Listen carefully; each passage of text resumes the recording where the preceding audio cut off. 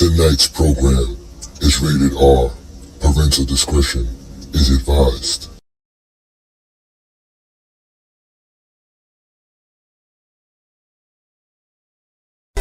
Welcome to the NBA Draft 2017 presented by State Farm. Barclays Center in Brooklyn tonight, just about set to get this draft underway. Here is the commissioner of the NBA, Adam Silver. With the first pick in the 2017 NBA Draft, the Philadelphia 76ers select Markelle Fultz from the University of Washington.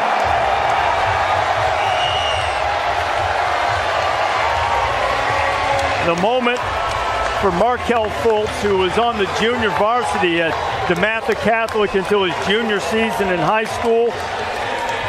An avid BMX biker, and now he loves to throw caution to the wind, and now he's going to have to be daring enough to try to lift the 76ers into a winning culture. What are the Sixers getting from Fultz, Jay? Well, welcome to Goat James Kingdom. Welcome. I am Ajani the Exposer, and y'all have now been exposed by the Exposer. I appreciate it.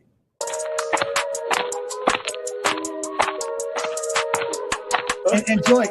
I am called Ajani the Exposer. You guys are being exposed today. Your opinion, I guess. Move on from it. It was the 90s. That's it, bro. Move on from that. You don't know history. You don't know basketball. You just told me I'm stupid. But look how stupid you look because you don't know I know all this basketball. You don't know history. You don't know jamming. You don't know schematics. You don't know coaching. You don't know scouting. You don't know drafting. You don't know nothing from that Michael Jordan's grade because the media said you that, so told you to say that. I know that is recorded, and you are officially being exposed by the Exposer, and you're going to sit there like a man and take this just like Buddy did 2 weeks ago. Let's get ready to rumble. Hey, get your numbers out. I had to get my numbers out. Peace and blessings, y'all. Welcome to another Friday night exposure with the Exposer. I am back again. I'm Ajani the Exposer. Welcome to the GOAT James Kingdom channel. We're also going live on FYF Sports Debate. So shout out to everybody who is a member of the channel. Also those who are subscribers to the channel as well. Thank you for joining me on another Friday night. I apologize for coming in a little bit too late as I was having some technical difficulties. But I am here again like I am every Friday night to give y'all a topic and talk about the game of basketball. As you guys can just see, I was just showing you guys footage of the NBA draft from 2017. So we're going to talk about the best draft class ever and the draft class that started the greatest NBA that we ever seen. Now, a lot of people love to talk about 1984 draft class. We know the 1996 draft class is an infamous draft class. We also know the 2003 draft class is an infamous draft class. But everything about today's NBA has been neglected because of nostalgia of the older NBA and the older NBA heads. The 2017 draft was an incredible draft. It was a lot of star players in that draft that are making today's NBA one of the best NBAs that we've ever seen. So we're going to discuss the 2017 NBA draft. So y'all go ahead and hit that like button, hit that subscribe button. Again, thank you for joining me on another Friday night exposure with the Exposer. I'm here to have some fun with you guys. As you guys know, I talk the game of basketball.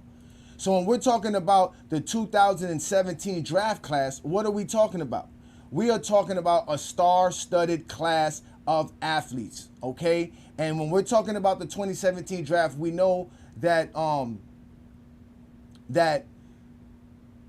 was picked first, actually. Markelle Fultz was the first pick of that draft. Then we had LaMelo Ball go second to the Lakers. But Jason Tatum was the third pick of that draft. We also have De'Aaron Fox, who was picked fifth. We have Lauren Markkinen, who was picked seventh.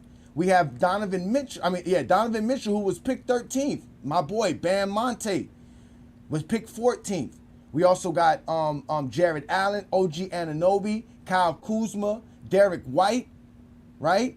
Dylan Brooks was picked in the second round in this draft. But there's some other notable guys from this particular draft as well. We got Jonathan Isaac, Dennis Smith Jr., Malik Monk, Luke Kennard, Josh Hart.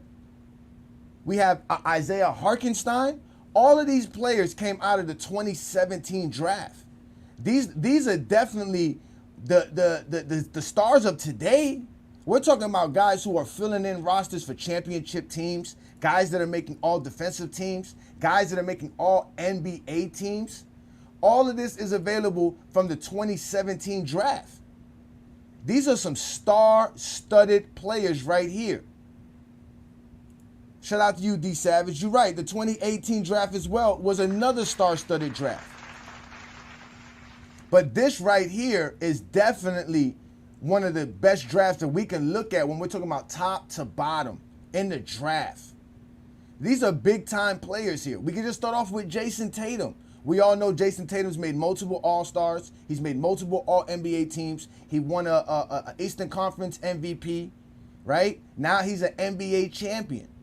So that's one thing we can say about Tatum. We can put him in that category. We know Donovan Mitchell is another star-studded player. Made multiple All-NBA teams as well. Same thing for Bam Adebayo. Bam has also made multiple All-Defensive teams. He's one of the better players to play the game of basketball in today's NBA, without a doubt. Without a doubt, right? So when we're talking about the greatest athletes to ever play the game of basketball, right, we got to bring up the guys that come out of this class. This draft class right here is a star-studded draft class.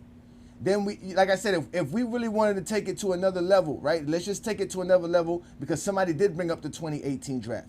And in the 2018 draft, we all know the number one pick in the 2018 draft was DeAndre Ayton.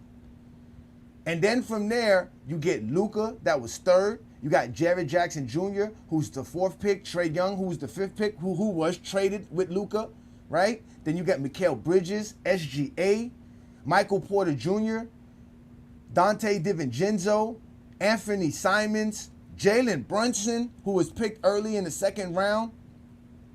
You got Bruce Brown, who was picked in the 42nd round. These are some star-studded guys when we're talking about guys who are helping their team become championship contending teams. This is without a doubt one of the better teams we've seen so far. The draft that we've seen so far. Because you got guys like notable guys like Marvin Bagley, who was the second pick. You got Mo Bamba. Now, Mo Bamba hasn't really stepped up to what people thought he would be, but he's been able to help the Orlando Magic a couple of years ago be a good team, and he's obviously still a good player and a role player today. You got Colin Sexton. You got Lonnie Walker the fourth. You got Kevin Huerter. You got Ogoji, right? You have Grayson Allen, Robert Williams, Mitchell Robinson, Jared Vanderbilt.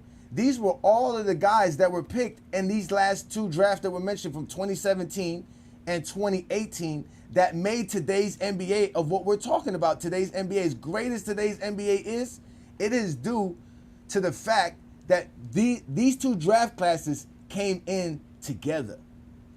I've always said to myself, the last 4 or 5 years of the NBA has been a drastic change in what we're used to seeing in the NBA. They took a leap, a drastic leap to make the game way better and way more entertaining to watch. On a night-to-night basis, we are watching a lot of great athletes, and a part of it is because of these two draft classes. And when we really take a look at it. So right now, again, like I said, in 2017, you had Jason Tatum, who most people have in their top 10, right? Which he was everybody's top 5 before this year started. He just ended up winning a champion, and some people don't even have him in the top 10, which I find weird. We know De'Aaron Fox is a stud. Lauri Markkanen is making a name for himself. We know Donovan Mitchell is a stud. Bam is as well. These are stud players. Jared Allen is another player that's a solid player. OG Anunoby has injury issues, but when he's on the floor, he's definitely one of the best defenders in the league and one of the premier perimeter defenders in the league. We all know about Kyle Kuzma. He won a championship with the Lakers. Derek White, we know about him. He just won a championship this year. Dylan Brooks has made a name for himself by calling out the GOAT. So that's what we have with that 2017 draft class. And like I said, all of these guys are making all-star selections or all defensive selections or all NBA selections. They're helping their teams. Not all of them, but the majority of them are. And if you ask me, I see several Hall of Famers right here in my face right now with these players right here. I see Jason Tatum making a Hall of Fame. I see Bam Adebayo making the Hall of Fame. I see these guys doing that because they're that good of players. They're going to have that good of a career. I can see Donovan Mitchell amass 25,000 points for his career plus. I can see these things. I can see these things. I can see something in a Josh Hart and a Harkenstein showing up for a few years for the next couple of years. And then for the NBA to give us this, because we know Luka's going to make the Hall of Fame. Trae Young's going to make the Hall of Fame. SGA's going to make the Hall of Fame. Jalen Brunson's on his way to making the Hall of Fame. So these two draft classes are the draft classes that set up the best NBA that we've ever seen. And that's today's NBA. There isn't an NBA greater than today's NBA. What we are going to watch this coming up season is going to be incredible. Shout out to you, Sturdy. Yeah, I mean, you can argue 2018 is better than 2017. You really can. But as you can see, it's a star-studded draft class. These two draft class has given us the NBA that we know today that we're all excited and thrilling and can't wait to see coming in October this year. So we are talking about two top draft classes, but let's bring up the draft classes that most people love to talk about. And the draft class that most people love to talk about is 1984, 1997 draft class. It's supposed to be 1996, excuse me, or the 2003 draft class, right? So the 1996 draft class, excuse my misprint, right? We all know started with Allen Iverson. They had Marcus Camby. They had Stephon Marbury, Ray Allen, Antoine Walker, Kerry Kittles, Kobe Bryant, Peja Stojakovic, Steve Nash, Jermaine O'Neal, Big Z, Derek Fisher. There were some other guys here that were notable too as well. Guys like John Wallace that was picked there, who actually won a championship in Syracuse that year. They also had other guys like Sharif Abdul-Rahim, who was a baller in the Grizzlies, right? So when you're talking about a draft class, I don't know if we can find a draft class that's better than this one. And obviously looking at the names on this draft class, we can all see why the 2000s was a great year. I mean, a great era. It really was. It really was a great era because a lot of these guys made it great. A lot of these guys made it great from that 1996 draft class, right? So we all know the 1996 draft class is one of them. Then we go to 1984, right? Now, this was a top-heavy draft class. In 1984, they picked like 7 rounds of players. And basically, almost more than half of the players drafted in 1984 did never play the game in the NBA. But we know Hakeem Olajuwon was first, Sam Bowie was second, Michael was third. Then we had Sam Perkins as fourth, Charles Barkley was fifth, Alvin Robinson was seventh, which I didn't know Alvin Robinson was actually in the same draft class with Michael Jordan. Then you had Kevin Willis, John Stockton, and Jerome Kersey. Now, this is a good draft class for 1984, being that there's only 23 teams in the NBA, right? But at the end of the day, is it really the best draft class when we really look at the classes that we're talking about? I don't know. Again, it could have been that if we're talking about the 80s and the 90s, right? When we were all growing up, we all started watching basketball in the 90s. This was one of the draft classes that everybody talked about. But obviously, this was before the 96 draft class came along with Allen Iverson and Kobe Bryant in them. And then if we go to the 2003 draft class, we obviously got the GOAT of basketball. LeBron James was selected #1 overall. Then Detroit picked, what's his name? Darko Milicic, I think that was his name. If I may have got his name incorrect. But we know Melo went third. Chris Bosh went fourth. Dwayne Wade went fifth.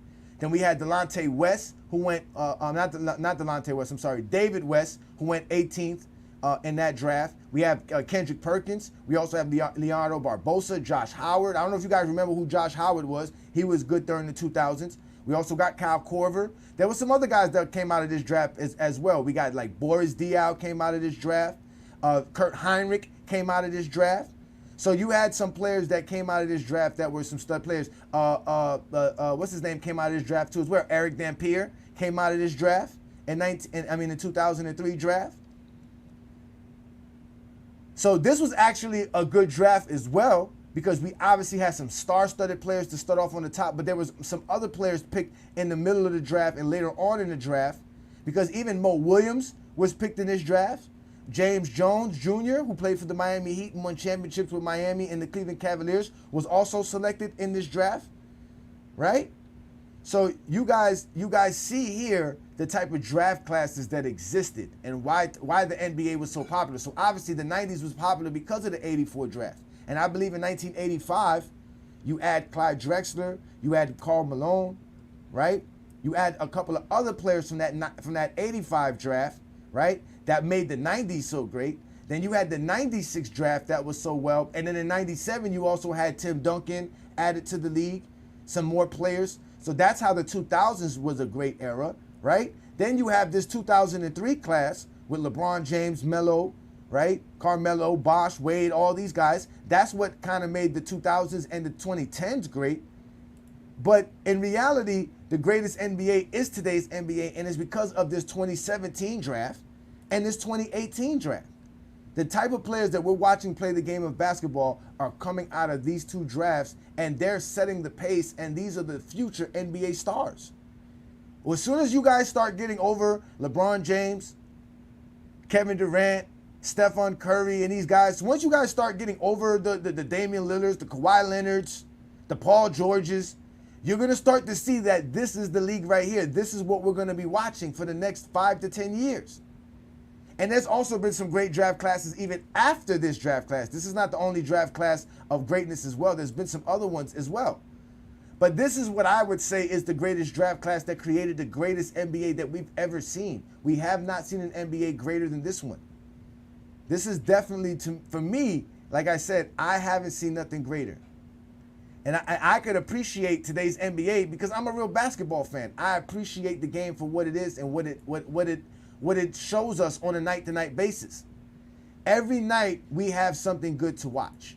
And every night there's a team that has a star on it. It was similar to the 90s. Other than the fact that there's more players to fill out rosters. Because you got guys like Jonathan Isaac. You got a Dennis Smith Jr., a Malik Monk.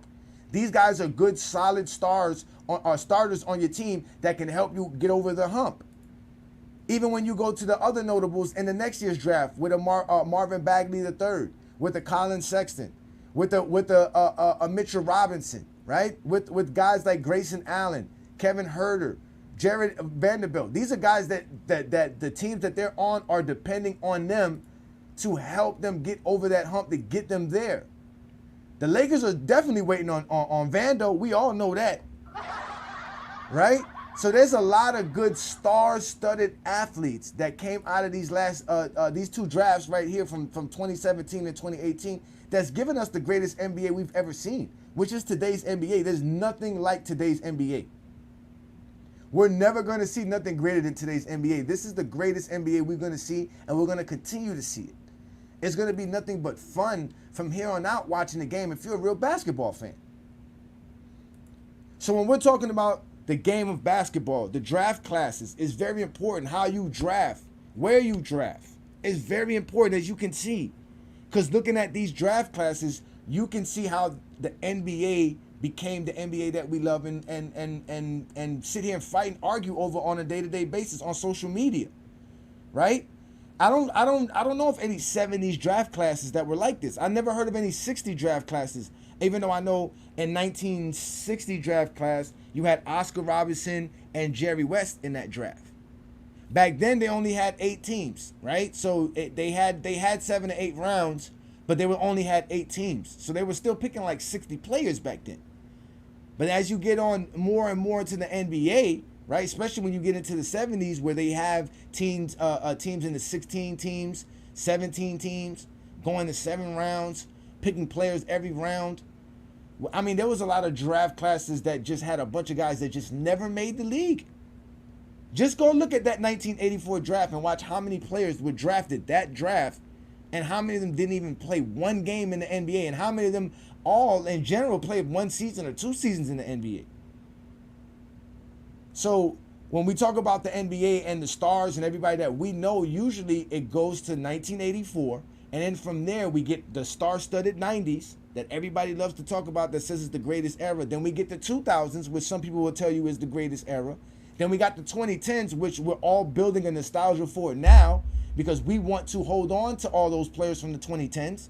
We want to hold on to LeBron James. We want to hold on to a lot of those players. Now, in fact, LeBron James is the only player that is still playing from his draft class. We all know that. None of the guys that were drafted in 2003 are still playing in today's NBA. They all have retired. In fact, I believe every last one of them are available for a Hall of Fame status as of right now. Every last one of them. I don't think there's not a player in this draft that played class 2021, if I'm correct. So when we're talking about the greatest draft classes of all time, we definitely got to mention the 2017. We definitely got to mention the 2018 class, because there are some Hall of Famers here. There are going to be some NBA greats out of these two draft classes. We're seeing it now. We're in the middle of it. But we would rather argue about LeBron James and Michael Jordan every day. That's what people would rather do. And that's why I always said the GOAT debate is very important, because if we can't rectify what we consider to be great, then how are we going to watch today's NBA and say, oh, this is great or that is great? That's why there's big arguments. And now there's an argument about Caitlin Clark and Angel Reese. It's turned the Angel Reese and Caitlin Clark argument into the LeBron James versus Michael Jordan argument, because people can't appreciate greatness. They can't look at Angel Reese and say, damn, she's great for what she does. And they can't look at Caitlin Clark and say, oh, she's good for what she does. And we already know they can't compare eras. The never-ending era wars in basketball is never going to go away, because nobody from the past is ever going to accept and humble themselves enough to say that today's athletes are just better than them. They're going to make up 106 excuses to what they had to go through, right? Which doesn't make no sense. It's nobody's fault that you came into a WNBA in the 90s. We understand that the league is a young league. But Caitlin Clark is a phenomenal talent. But so is Angel Reese. And of course, we're going to pit them one against another, because the rivalry is always good for sports. But this idea of us not appreciating one or the other, or we have to only like one or not the other, is crazy. And it's because of the things like the GOAT debate. Because we got some people who want to say greatness is predicated on how it make them feel, how they put the money on the line, and when they put the money on the line, the person actually stepped up for them. Stuff like that. And then you have other people who say, well, no, I go off of the stats. I go off of what they produce, their production, as to show how great that they are. And these two clashes is predicated on the GOAT debate. Because you got Zesty Jeffries, who want to ignore stats, accolades, and achievements for the benefit of just saying Jordan's the GOAT, because of how they felt watching Jordan as a child. No one was there to challenge your thought process about Michael Jordan's greatness when you were watching him as a child. But now as an adult, you get to do that for LeBron. So you want to ignore all of that. And then you have the LeBron fans, who are real basketball fans, who understand the game of basketball, who want to appreciate the game, but they can't, because we have to go through this idea of nostalgia about how back then it was just tougher. Back then it was just this, it was just that. And it's a silly argument. Meanwhile, we got a whole draft class of athletes coming in today's NBA y'all can't appreciate. Now all of a sudden Jason Tatum is an issue. Bam Adebayo is not really that great of a player. Donovan Mitchell, what does he want?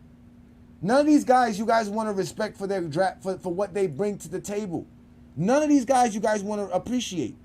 All these guys that we talk about, you guys don't want to appreciate them. Some of these guys have won championships. Well, shit, Jason Tatum won a championship, and he's being more disrespected now than he was before winning a championship.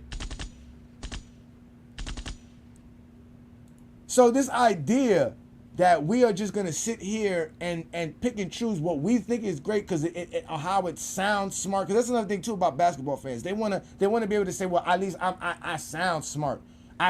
There's other people that agree with me. Did you listen to what Muggsy Bogues said?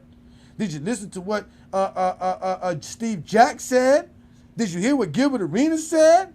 Of course I'm right. They said that I'm right because they agree with me. These are the type of basketball arguments I go through every day just to talk the game of basketball. And like I said, I can't wait for the season to start, because when the season starts, there's going to be so much to talk about, and I'm going to find out who's really a basketball fan and who's really not. Who's really taking their time out to go watch a basketball game on a Tuesday night, on a Monday night, because from here on out, the NBA is going to be giving us a basketball game every night available to you, whether you have the league's a pass or not. They're going to have a game on every night of the week. This is why they wanted to go to streaming, because they're no longer going to be limited by cable television or TV programming. Now we can stream whenever we want. Peacock can put on a game whenever they want. Amazon can put on a game whenever they want. There is no TV schedule. So it's going to be nothing but basketball games for us to watch. And we're going to see some real star-studded athletes and the greatest NBA, which is today's NBA. They shoot better. They play the game better. They move the ball better. They play better defense today than we've ever seen. I've been watching so much film on the 80s and the 90s. They do not play defense that well back then compared to today. Today's athletes are so great at defense that teams are forcing mismatches. You don't take Jalen McDaniels off of Luka Doncic because Jalen McDaniels doesn't play good defense. You do that because he's playing good defense.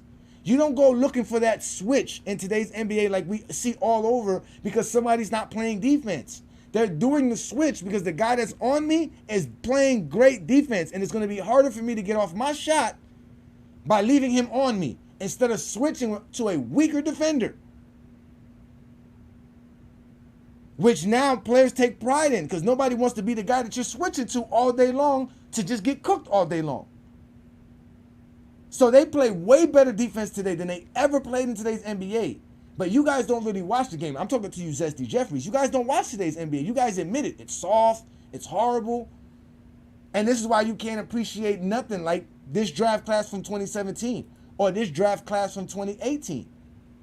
These are star-studded players that are going to help us. Like Anthony Simons. This is somebody that we all been waiting for. Now he has a chance there in Portland to show out because he's with DeAndre Ayton. So there should be no reason why they can't come over the hump. They got a good coach over there. They need to start doing some things. Then you have a SGA, up-and-coming star. He's on a team right now that's a star-studded team. He should have been the league MVP last year. We know Trae Young's a baller. We know what Luka can do. Jalen Brunson's come in his own. Mind y'all, Jalen Brunson comes from being a champion in Villanova with Mikal Bridges in them. So when we're talking about the greatest draft class, I gotta put 2018 and 2017 in there because it's filled with stars all the way from the top to the bottom. Now I would agree though that this 1996 draft, please excuse my typo, is the best draft class. Because of, none of these teams missed when they were making these picks. Obviously, a lot of people passed up on Kobe, but you can't be mad getting an Iverson or a Camby or Sharif Abdul-Rahim, right? Or Marbury, or Ray Allen, or Antoine Walker, Kerry Kittles. These were guys that were playing college basketball. Kobe was coming out of high school. So there was a lot of intrepidation about picking Kobe Bryant in general because he was a high school player.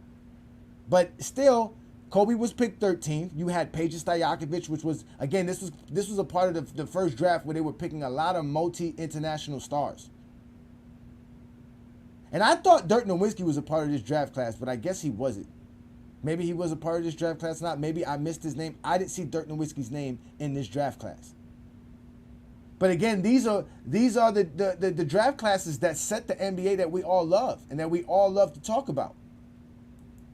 Right? Even the next draft, which was 2019, you had Zion Williamson, who was the first draft pick. You had John Morant, R.J. Barrett, Darius Garland, Kobe White, Jackson Hayes, Rui Chimura, Cam Reddish, Tyler Hero. This is the 2019 draft, y'all, ladies and gentlemen. These are some players that we all talk about now, but again, it's not too many players. You got Matisse Thybulle from this draft as well. Grant Williams came out of this draft in 2019.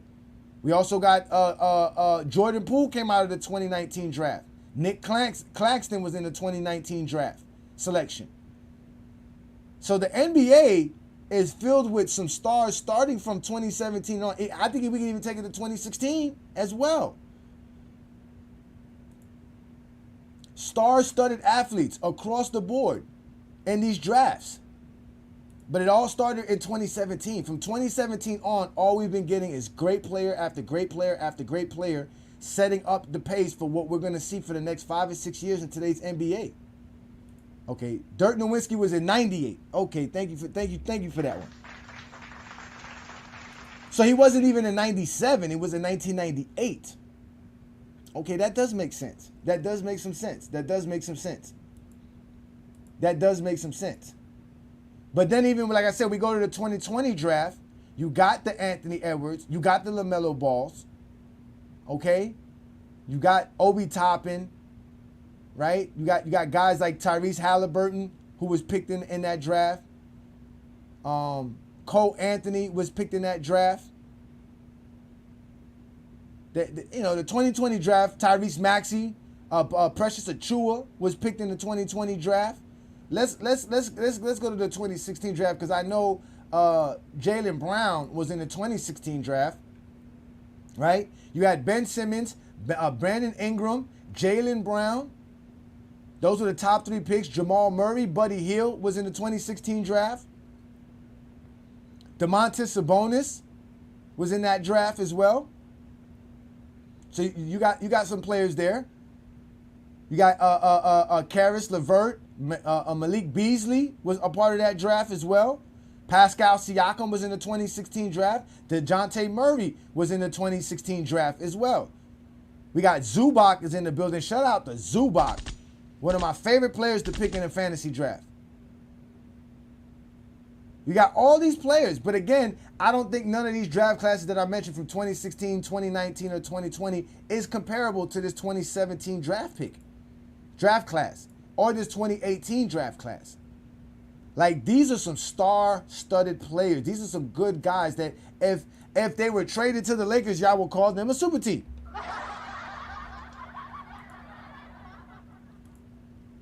So I'm going to put the link up for you guys, and we can have a conversation about the draft class, because, again, I think that the draft class of 2018 and 2017 needs to be recognized a little bit more, because I believe today's NBA is the best NBA. And with it being the best NBA, we have no choice but to sit back and look at it and say, man, this is really, really, you know what I'm saying? Like, this is why we have such a good NBA. These 2 draft classes right here, the way the teams drafted, it helped them out. Now, a lot of these players are not on the same team that drafted them anymore. Again, it is a different NBA. All these guys are outside of their rookie contracts. They're on their 2nd and 3rd contracts. Matter of fact, Bam just got an extension. Jason Tatum just got an extension. We know Donovan Mitchell just got an extension, right? So all these guys, Hartenstein just signed a big deal, right? Because they're eligible to actually get that. So join me, all right? And we're going to have some fun as we're going to sit here and talk about draft classes. Yes, we're going to talk about draft classes. If you're a real basketball fan, then you can talk the game of basketball. Not just about who's the greatest player of all time. No, ladies and gentlemen. You got to come forward and have a great conversation with Ajani about the game of basketball on a Friday night exposure with the Exposer. Again, ladies and gentlemen, hit that like button, hit that subscribe button. We are going live on FYF Sports Debate and also the GOAT James Kingdom channel. We do this every Friday night. I'm Ajani the Exposer. It is the Friday night exposure with the Exposer. And we're definitely going to have a conversation about the game of basketball. Now, obviously, you're more than welcome to hit the link for anything you want to talk about. I would like you to stay on topic tonight, if possible. But if you can't stay on topic, that's fine. I can talk the game of basketball like nobody else can. So we can talk about whatever you want to talk about if that's the case. But, again, tonight's topic is, what is the greatest draft class of all time that created the greatest NBA of all time? And I would say the 2017 draft class goes up there. We all know 96 is one of our favorites. There is no doubting what the 96 draft class was all about. Those guys came in and set the NBA on fire. The NBA was never going to be the same after that 96 draft. But we got to give some props to the 2017 draft, because the 2017 draft was definitely a star-studded draft. There were some great athletes on that draft, and they're out here balling for us on a night-to-night basis. I can't wait for the Miami season to start. I just can't wait. There's going to be so much going on. And all we're going to do is sit here and say, oh, well, this guy takes load management, this guy does that. You see what I'm saying? Like, we get guys like this. 1984 clears. Why? Only because it has Michael Jordan's name attached to it. Anything that attaches Michael Jordan's name to it for some reason has to be great. It doesn't. There is no questioning the Zesty Jeffries when it comes to that. We're talking about Michael Jordan. But the 1984 draft was not the best draft class of all time. That is a fact. It was a top-heavy draft. If you look at it, it was top-heavy. Hakeem, Jordan, Barkley, good picks. But I don't see too many Hall of Famers from that draft. It definitely can't compete with the 1996 draft. And it definitely can't compete with the GOAT's draft. Because there's more Hall of Famers. There's just more star-studded players. The 84 draft was good for the 80s. It was good for the 1900s. But that's over with. That is over with. Because it definitely is not better than this draft class. You're getting way much more talent out of this draft class than you got out of 1984's draft class. The 2017 draft class is the best draft class that I can think of in recent years since 2003. We haven't had something like this, and I would say it's better than 2003 because look at the players that are on the teams. Look at the players that were selected in these drafts. These are some good players, man. Why is that funny? That's not funny. That's who he is. He's the GOAT of basketball. I prove it every day. Nobody can prove me wrong. Now, they may have their own statements to why they think somebody else is the GOAT, but they can't prove it. And that's one thing I've kind of found out being a part of this GOAT James Kingdom thing is that at the end of the day, a lot of these guys who have their GOATs, none of them can prove who their GOAT is. If you go ask them why that guy is the GOAT and then go ask them the 3, 4, 5 guys they have listed behind that guy, it doesn't match. And that's fine. You can have your takes. You can have your biases. Nobody tells you can't have your biases. You can be as subjective as you want as an NBA fan. That's a part of being a fan, is being very subjective. But at least admit to it. Accept your biases and say, I'm this way because that's what I like. Not because it's factual. Not because you think you know the game more than anybody. Because that's something a lot of y'all don't know is the game. Y'all don't understand the game of basketball. Lamont's proven that plenty of times. I've sitting here watching Lamont ask you guys to draw up certain plays and do certain things in basketball. You guys can't do it. You guys can't break down film. You guys can't look at... I see guys on TikTok show you film. I'm going to give you one perfect example. Crunch TV the other day was on his TikTok showing Kevin Love play defense in that Game 7 in 2016 versus Stephen Curry and forced Stephen Curry to take a very bad three-pointer and he missed it. He was sitting there trying to break down how great of a defensive play that was and defense by Kevin Love that no one praises, that no one ever talks about. Who said that? Whoever said that Kevin Love didn't play great defense? Anybody who watched that play can say, oh my God, that was great defense by Kevin Love. As a basketball fan, but they're trying to find things because they're not looking at the game. So he wants to say, oh well, we should give Kevin Love because if Kevin Love doesn't play that type of defense, Stephen Curry hits that three and we probably go into overtime and the Lakers and the LeBron loses. They're looking at the game in a small lens like this, like you ever see them horses that in New York City they got the little blinders on them. That's how NBA fans look at the NBA. You guys can't break the game down. You guys cannot talk the game of basketball. That's something you guys cannot do. You can tell us how you feel. Your emotions, we know exactly how that goes. But we don't know how your brain process basically goes when it talks about the game of basketball. All we ever get is guys who claim they talk the game of basketball and they'll never come up on something like this. Crunch will stay in his TikTok lives. They like TikTok lives. They get to be bullies in TikTok lives. They don't get to be a bully on somebody else's platform, on somebody else's channel. They got to sit there and have a conversation. They can't do that. I've been on those lives on TikToks. Those dudes go crazy. They bring up, what they do is they bring up a bunch of people, so it's not really a conversation. It's just a mess of arguments. And if you're not down with Crunch and his thought process with the rest of his peoples, you're just gonna get yelled and screamed at. That's just how they talk the game of basketball. They don't know the game of basketball. They only talk the game enough to say why Kobe's still great and why Michael Jordan is better than LeBron. And why LeBron can never be the GOAT. That's really the premise. What I've come to find out is a lot of these guys are not Michael Jordan fans. A lot of them are not even Kobe Bryant fans. They just don't like the idea that LeBron James can be considered the greatest basketball player of all time. That alone bothers them to the point to where they have to make up lies and create narratives so that they can continually tell us we're just LeBron sexuals. We just like LeBron. They try to dump on us what they do themselves. And that is the true issue in basketball. That's why we can't sit here and say guys like Jalen Brunson is a top 10 player in today's NBA without somebody saying, oh, I need him to show me some more. The man been balling for 2 years.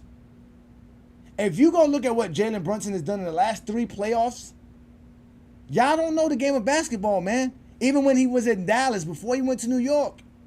Dallas made that run in 2022, partly due because they had Jalen Brunson.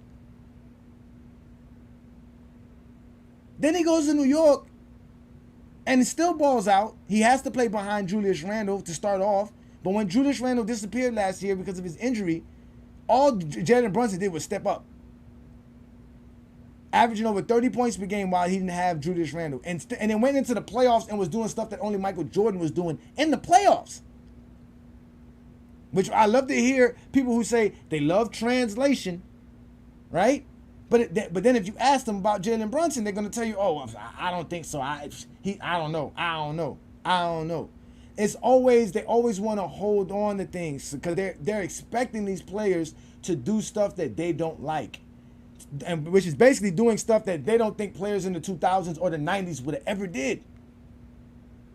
But they were kids then watching basketball. They don't even know what they were watching when they were watching 90s and 2000s basketball. So now as a grown man, you're watching today's NBA with all this intrepidation and you're not appreciating the game. You're not appreciating what we watch on a night-to-night basis. This is the best NBA we're going to see. Now, it might get better or it might get worse. We don't know. But as of right now, it's the best we're going to see. The next few years are going to be great basketball. No one's going to sit here and tell you Boston's the automatic champion. The Knicks could beat them. The Miami Heat can beat Boston. Fully healthy, we can beat Boston. Boston's not unbeatable. And a lot of people are going to see that this year because there's a lot of good teams in today's NBA because they're filled with rosters full of star players, guys that would be great and in any era. Because these guys today are multifaceted. They're versatile basketball players. You have to be that to play today's NBA. That's why it's positionless. Because I don't need somebody who's just a specialist. I need somebody that can do a lot of different things on the basketball court. But let me bring up my boy Herm. Shout out to Herman. Thank you for joining me, man. Appreciate you, brother. Salute to you. What's good, brother? What you got for me this Friday evening, brother? Man, I think the '96 draft class actually gave us the best version of basketball for us. The 2000, I think, for 2000 to 2010 actually gave us the best era of basketball. That's due largely to that '96 draft class. Um, you had a lot of guys have a dominant. Steve Nash had his dominance for us in the 2000s with his run, those back-to-back MVPs, making Phoenix back relevant with the great teams they had. Jermaine O'Neal, he was late in the draft, but in the early 2000s, what he was doing in Indiana before the Malice and the Palace incident, he was rising to become one of the biggest stars. Pager was on point with the Sacramento Kings when they was rising. They honestly should have won a championship. That Tim Donaghy stuff, we could elaborate on that another time, but it was great basketball in that 2000s run. Of course, you got Kobe, AI, guys like Antoine Walker, guys like that. But just that whole draft class steamrolled and basically, what I'm saying, Ray Allen and those boys basically carried that 2000s era. Yes, you had the Tim Duncans, you had the KGs in '94, you had the Shaqs or whatever, but mainly that '96 class was very dominant in 2000 to 2010s, in my opinion. And I think that's the best era of basketball due to the fact that it had every facet of all the eras that everybody liked in that particular era alone. So that's why I lean towards that era. It was high IQ. It was great defense in that era. It was also great some of the great all-time offenses in that era. And then you still had the all-time great players, legendary players like the Tim Duncans, like the Shaqs, like the Kobe's in that particular era in the 2000s. So to me, that's the best era of basketball. This era, we know basketball, the evolution of basketball. Guys gonna be naturally more talented because you got things to look at from the past to build upon your skill set with your natural abilities that these kids have nowadays. But I think in this era, I don't think it's the best version of basketball due to the fact that IQ level. They struggle with that. That's why they needed LeBron, Curry, and KD to be on that Olympic team due to the fact they couldn't trust those young guys, which lost the year prior in the FIBA due to the fact that primarily most of their games they were losing was due to the lack of IQ that they have. So, yes, it's a lot of talented guys, but like the great coach Mark Jackson he broke it down and basically said that yes, they are more skilled and more talented, but they lack the mental, they lack the IQ. So I mean, people go pick their poison, but that's my opinion though. I think you did touch on something about the IQ thing because I think again if you look back at the '84 draft, let's just per se, a lot of those guys played 2-3 years, 4 years in college, which gave you an understanding of the game a little bit better in playing the game back then. But the game is a little bit different now than it was now, then. Like the translation between college then to the NBA was a little bit smoother. Today, college has nothing to do with today's NBA. Now, anything you're doing in today's college or amateur sports ain't gonna help you in the NBA at all. That's I kind of can't say that because look at the Jalen Brunsons. He played 4 years in college. Look at the Mikal Bridges, played at college. Like the New York Knicks is basically Villanova.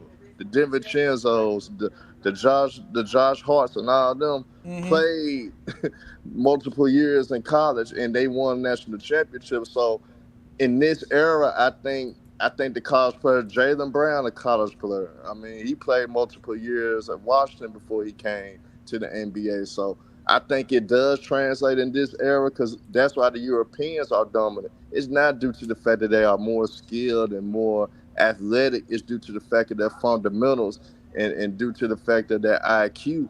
That's where Jokic kills a lot of players at. He's not even can't even jump 2 feet off the ground. But it's But that's what I'm IQ saying. alone. But that's what I'm saying. European amateur sports and all other amateur sports. I was just watching the other day in Japan. They all play with FIBA rules. So the way the game is played over there, it can translate to the NBA because the rules are still the same. Now that's why it took guys like Jalen Brunson, Josh Hart, and all these guys a couple of years for us to recognize them for what they're able to do because they had to adjust their game as well to the NBA. Mikal Bridges is just starting to be a good player the last 3-4 years, but they were drafted in 2017.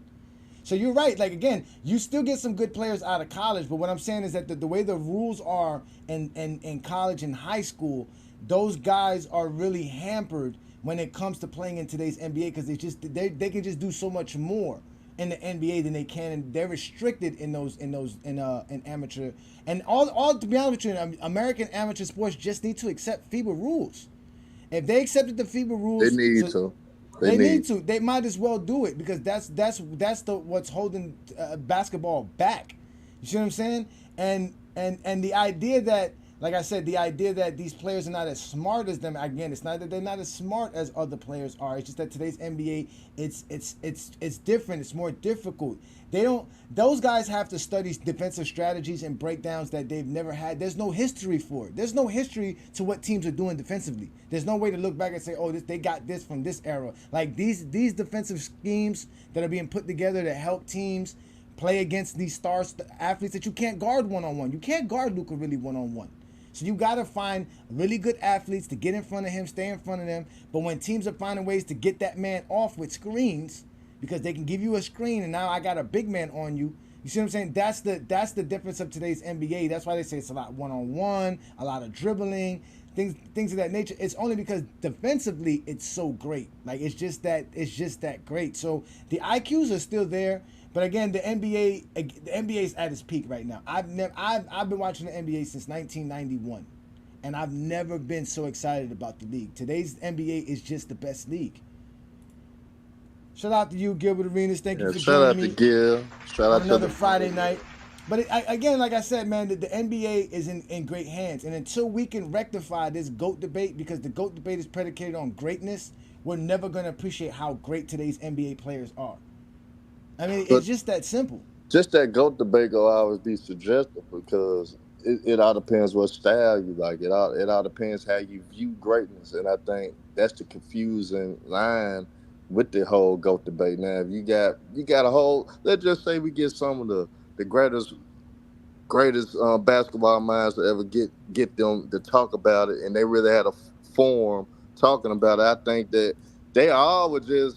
I don't even think they'll come up with a conclusion. They'll just basically highlight how great these guys are considered the GOATs, how great what they brought to the game of basketball. I think it's not a clear cut answer in the GOAT debate. To be honest, I got my preference, but it doesn't mean anything because I didn't play in the NBA. I didn't play on a professional level. Only those guys, in my opinion, understand that and really could get deep into that conversation when it comes to GOAT debate. Me and you, we can say whatever the hell we want, but honestly, I think those guys don't only can determine that amongst themselves because they played for multiple years. They understand what comes with that lifestyle, the NBA. They understands what it takes to be great and all that. So with us, we may like a certain style, and this is what we gonna roll with. You know what I'm saying? And it is what it is. No matter what we put behind whatever we put. And then some guys may value a lot of team success within that player and a lot of individual accolades for us, MVPs and all that stuff. But you got other people, man, they love the all around game. They love the fact of the longevity that this player was able to sustain their career for this long playing at a high level. It all depends. It all depends what you like, in my opinion. But when it comes to the peers of the NBA, that's who really determines who's the best player to ever play in the NBA, in my opinion. Yeah, but that's the problem. You should like greatness. It's not that hard to like greatness. You can't pick and choose what's great and then say, well, I like this because I like it and that's why I consider it great. And then ignore what's great because you don't like it. You see what I'm trying to say? Like, that's the problem. Like, greatness is greatness. There should be no reason why you think Angel Reese is a great basketball player, but you have to down Caitlin Clark. If And you can vice see, versa. and that's what I'm saying, vice versa. If you can see the greatness in Caitlin Clark, why can't you see it in Angel Reese? It's a complex that these guys have because they're using basically basketball to validate their lives. And that's just sad. Like I said, greatness is greatness. If you were a great basketball player, we should talk about how great you were. That is it. We don't need to talk about nothing else. Let the idea, Muggsy Bogues, does Jordan have deficiencies? Then when you tell them what Jordan deficiencies is, here comes that what they like nonsense. Oh, no. That's because they didn't shoot 3-pointers. Oh, no. He does have a left hand. Oh, he can guard the point guard position. A bunch of bullshit. They can't accept facts because of feelings. That's nonsense. That's just all nonsense. If I told you right now, Herm, you went to the free throw line and you made 9 out of 12 free throws, did you have a good free throw night or a bad free throw shooting night? I mean, that's solid, but to me, that's a good free throw shooting night, 9 for 12. If you go 6 of 8, is that a That's good or bad shooting night? that's solid. If you go 15 of 20 from the free throw line, is that a good or a bad free throw shooting night? That's a solid free throw night. So why is LeBron James 75% free throw considered bad? Because they don't know basketball. They have to find, you see what I'm trying to say? They can't talk about greatness. They can't. They can't appreciate how great a player is. So we have to argue about whether or not today's NBA is good because again, this is a big issue. The idea that today's NBA is soft, they don't play defense, all they do is dribble. It's just a bunch of jack up 3-point shots. No one could appreciate how great these players are playing today because we have to argue about silliness. And mind you, it shouldn't even be that way.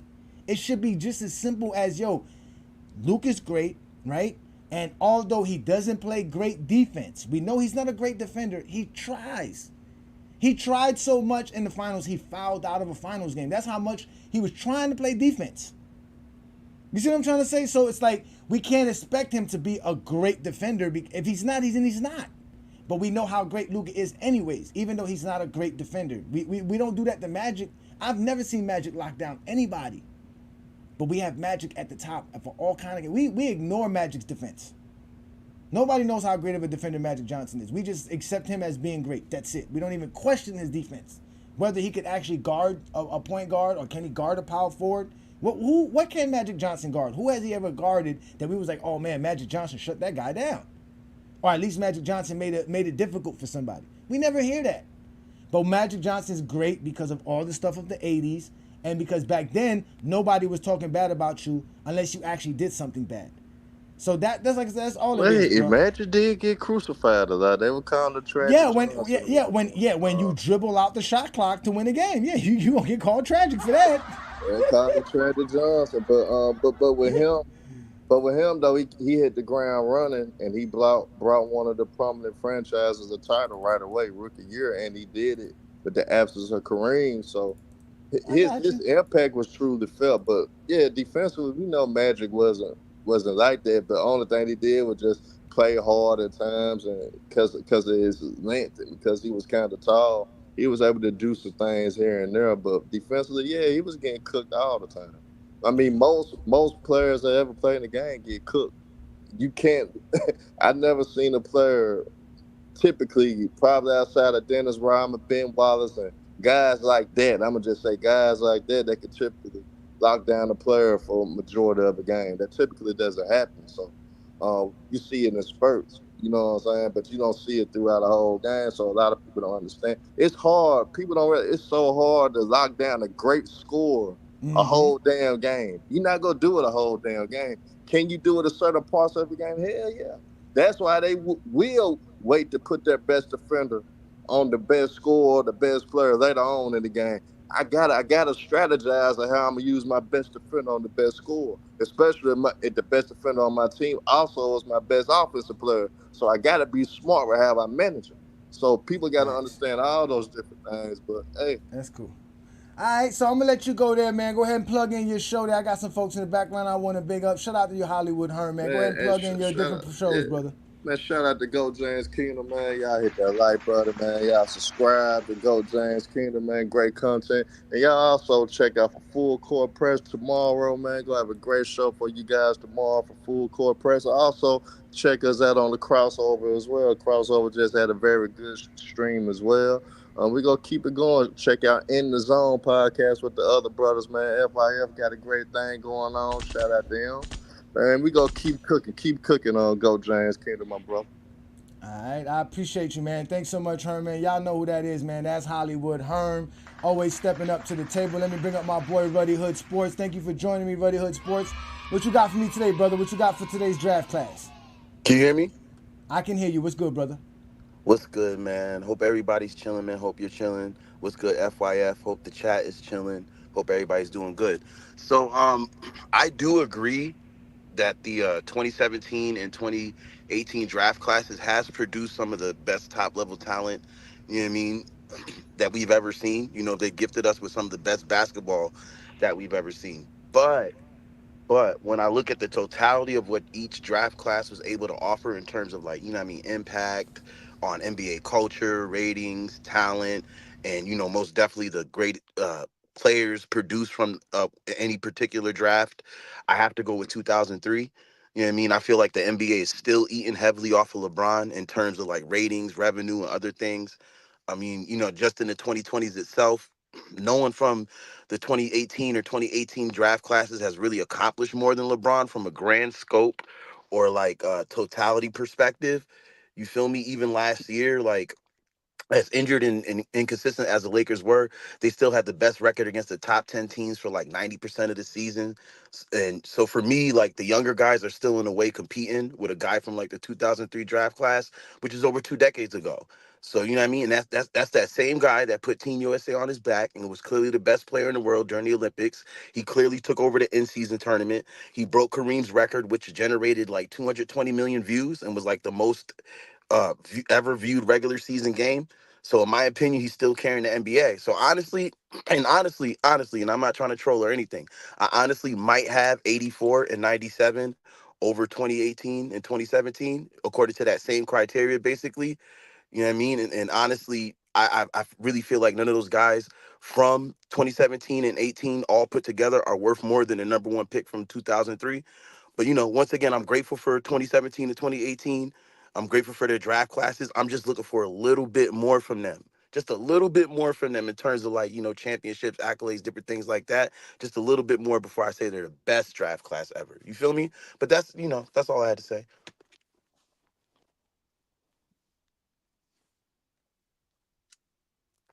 Can't hear you.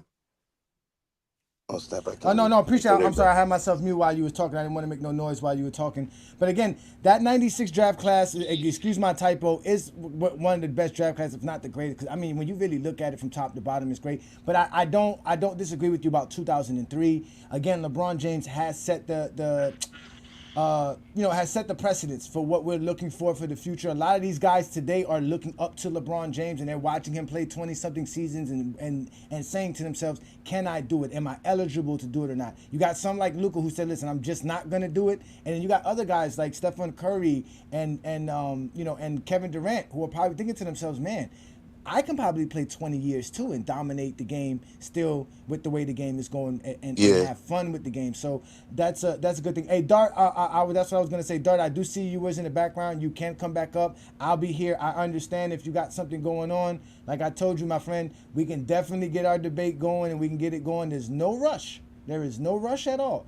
You're not going nowhere no time soon. I'm not going nowhere no time soon. We are going to get this debate on so our fans can see it, and we're going to have a fun debate. So if you get a chance, you can come back up whenever you got a chance, Dart. I know, again, I see you put what you put down in the comments. I'm not going to repeat it because it's not necessary to be repeated, but I did see your comments, Dart, and I am patiently waiting if you get an opportunity. But anything else that you got, though? So let me ask you this, though, Ruddy Hood Sports. This 2017 class, is there any particular player that you would consider probably one of your favorites in today's NBA? Oh yeah, definitely. Donovan Mitchell, Jason Tatum. Yeah, those two. Those two right there are my Definitely boys. too. All right, and then what about this draft class? You got anybody in this draft class that you like? Luca, Mikal Bridges, Jalen Brunson, and Jalen Brown. All right, Yeah. all right. Yeah. Oh no, listen. Well, no, this not. That's Bruce Brown. Jalen Oh, Brown was in Bruce the Brown. Oh, 20. then hell no, That's never yeah. mind. That's Bruce I forgot. Brown. Yeah, Jalen Brown is Now, back when he was drafted in 2016. Yeah. yeah, he's a part of the 2016 draft. Yeah, that's Bruce So Brown. That's I would uh huh. have to say. So now I have to say Bridges, uh, Shea, yeah, definitely SGA, and Luca. Those are three players that I like. But I like Mikal Bridges a lot and Luca a lot. So those would probably be my top two favorites. Yeah, man, I feel you on that, man. Again, today's NBA is just the best, man. I can't wait for the season to start. You know, when we were talking about recently, you guys get a chance, you can catch our review on the 100 top 100 players for CBS Sports.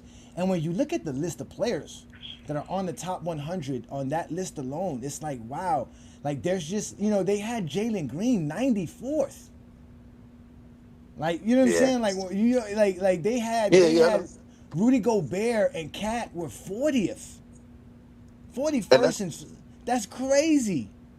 and that's what I'm saying though. That's why like I gotta really appreciate the 2003 draft because for me, it's like the best draft for me is the one that produced the best player to ever live thus far. And in my opinion, of course, that's LeBron James. So and then, like I said, in terms of overall impact, revenue, ratings, everything, it's like from the 2003, you got Wade, you got Chris Bosh, you got Kendrick Perkins, you still got some other champions in there and some other great role players. But that one player in the draft kind of you know what I mean? For me, like just supersedes all the players from 27 to 2018 in terms of what they've been able to accomplish. Now, had they dominated and been able to accomplish more, and like I said, dominated like Michael Jordan was able to, and how Kobe Bryant dominated, and how LeBron most definitely dominated, then I would say, like, yeah, 2017 and 2018 are the best draft classes. In terms of talent and the basketball and the skills that we've seen, oh, yeah, most definitely the best draft class draft classes produced, and the draft classes that produce, Steph Curry, for me, Anthony Davis, for me, players like Rudy Gobert, and even the draft class, Nikola Jokic's draft class, all those great players too. But because I feel like we are in the best era of basketball. I feel like if you were to time machine, and this is why people don't play that type of time machine scenario, but if you time machine these players today, back then, they're dominating completely. They're never losing. And if you time machine the players of back then, just time machine them to today, a lot of them ain't coming off the bench. You feel me? So I do believe that this era, especially the 2020s era, is some of the greatest basketball we ever seen. And it's proven, because think about this. How many different champions did we have in the 2010s? How many different champions did we have between the 80s and the 90s? And now look at the decade of the 2020s. We've had a different champion every year. That is parity. That is what do you call it? That is parity. That is competitive nature. That's the competitive nature of the NBA. We're seeing Yep. that all on display, and that is Yep. thankful and grateful, and highly due to the 2017 and 18 draft class. Definitely, definitely. Shout out to you, man. I appreciate you. Let me let you go. Oh my God, you just left. I was just about to bring you up, Dart. Ah. Well, anyway, let me bring All up right, bro. somebody else, man. Any last words, real quick? You just got the last word, and I Oh yeah, appreciate I'm you, good. man. I'm good, bro. I'm good. Thank Yeah. you so much for your support, man. Everything you do. That is Yes, a sir. GOAT James Kingdom member, Ruddy Hood Sports. Y'all can follow him, subscribe to his channel. You see he talks the game. We got a new panelist here. What up to you? Shout out to K Marco. Thank you for joining me. What you got for me for today's topic, sir? What's good, Johnny? Salute. Appreciate you having me on, man. Man, no problem, Uh, brother. What's good, man? First question is that in the background, is that the 49ers, that helmet? Yeah, I'm a 49er fan. Okay, we all right then. I thought we was gonna have some beef, Yeah, man. We all right. yeah, yeah. I got my old legends there. I got Joe Montana, Jerry Rice up there. I got Roger Craig and Ronnie Lott. That's I'm what's a up, big man. time. I've been a Niner fan before I was a Heat fan. I'm a big time Niner fan. Actually, they're the only reason I watch football. I don't even care for football if it wasn't for the Niners. So what's That's good, what's man? up, man. Yeah, man. But what's good, man? So what you got for me today is, we're talking the draft class. You see, we talked about other draft classes, but it's about 2017 and 2018. What do you got for me on today's topic, sir? So what I would say is 2017 and 18, they definitely got some good talent. But I feel like the drafts, I'm kind of with Herm. Herm was saying that the 2000s was like probably the best era. And I think those drafts in the 90s is kind of what set that up. And to me, what sets that era apart from what they're doing right now, where right now the game is a whole lot more perimeter oriented and a whole lot more three pointers getting put up.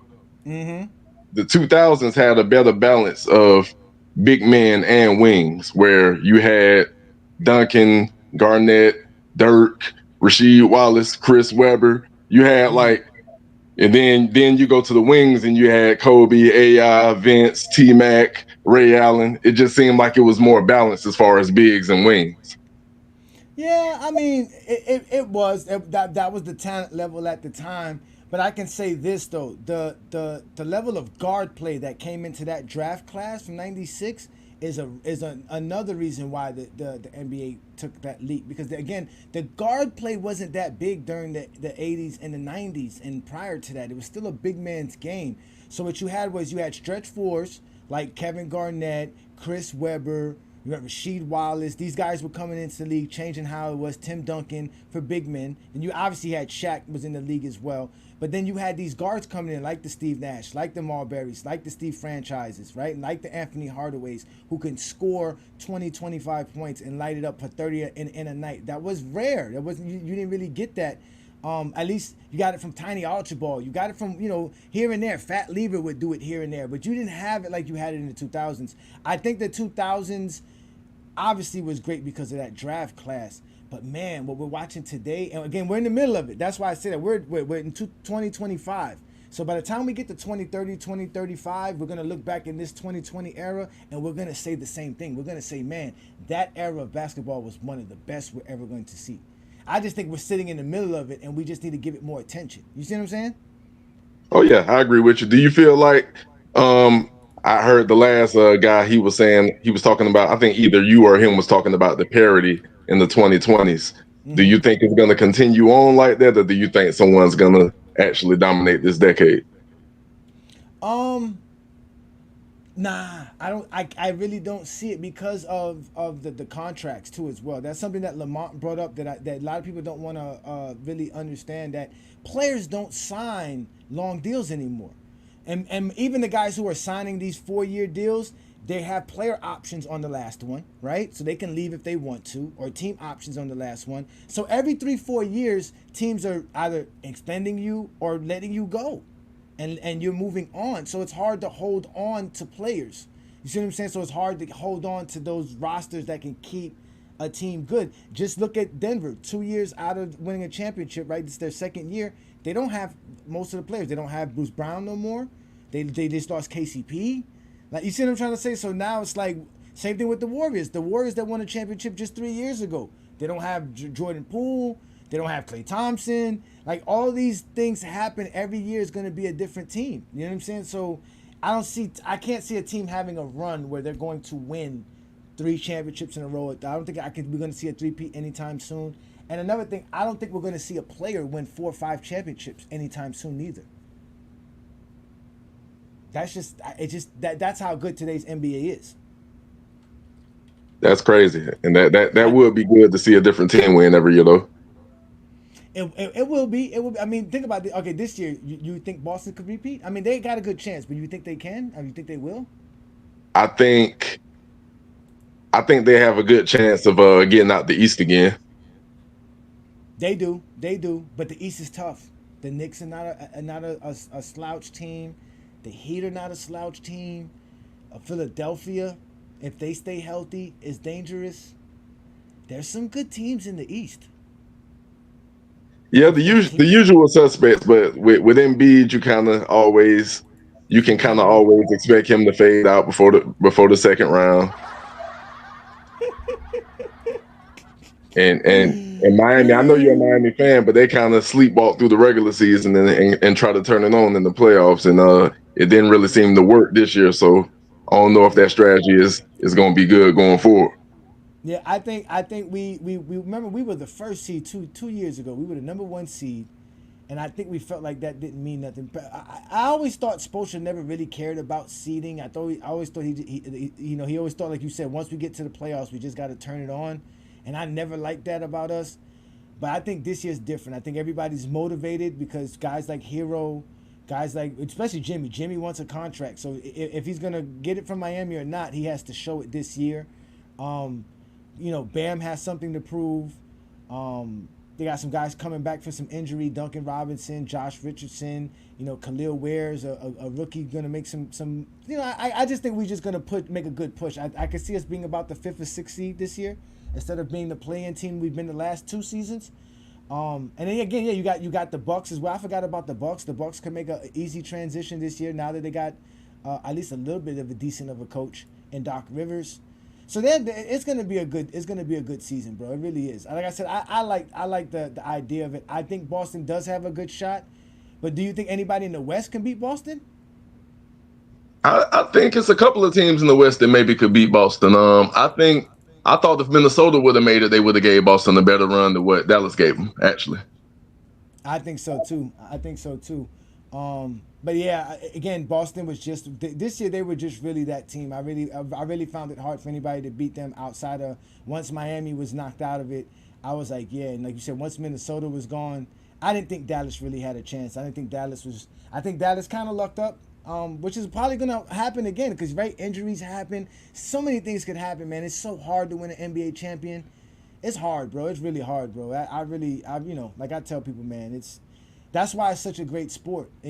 I was watching something on football today. They're trying to change, or when Mel Kiper was saying something about changing the rules about 2 high safeties. Now they want to restrict the defense on what type of defense they can play in football. Like, all the stuff that people say about basketball happens in football, and people still watch football without no intrepidation of any kind. But I sit here and watch the NBA, and I'm so enthused. I can't wait. I can't wait for October. I can't wait for training camp. I can't wait to see what the Heat do this year. It's gonna be so much fun, and it's because of the players, and they've done a good job, man. The NBA's done a great job bringing us some great talent, man. We got some good teams out here, man. So you got any last words, Kane? Go ahead and break down any last words before I let you go, because I want to go on a little rant here. I want to discuss something with Dart, since Dart is not available, but he can listen to me. So, Nah, man, handle your business, man. I'll be coming down to Florida to catch one of them Niner games, man. I hope I see you there, bro. oh, wait. When the Niners come back to Florida? Didn't they win They two? playing Tampa in November and Miami in December. San Francisco is going to be down here this year. Yes, sir. I was down there last year when we beat the hell out of Jacksonville. Oh my God! I can't wait, man. Shout out to you, man. Bang bang Niners gang, brother. I All appreciate day that, long, my man. boy. Yeah, man. Yeah, man. Appreciate you. So, let me get an opportunity here to address you, Dart. I know you said here you're busy. You know, you're always doing some things. I got you.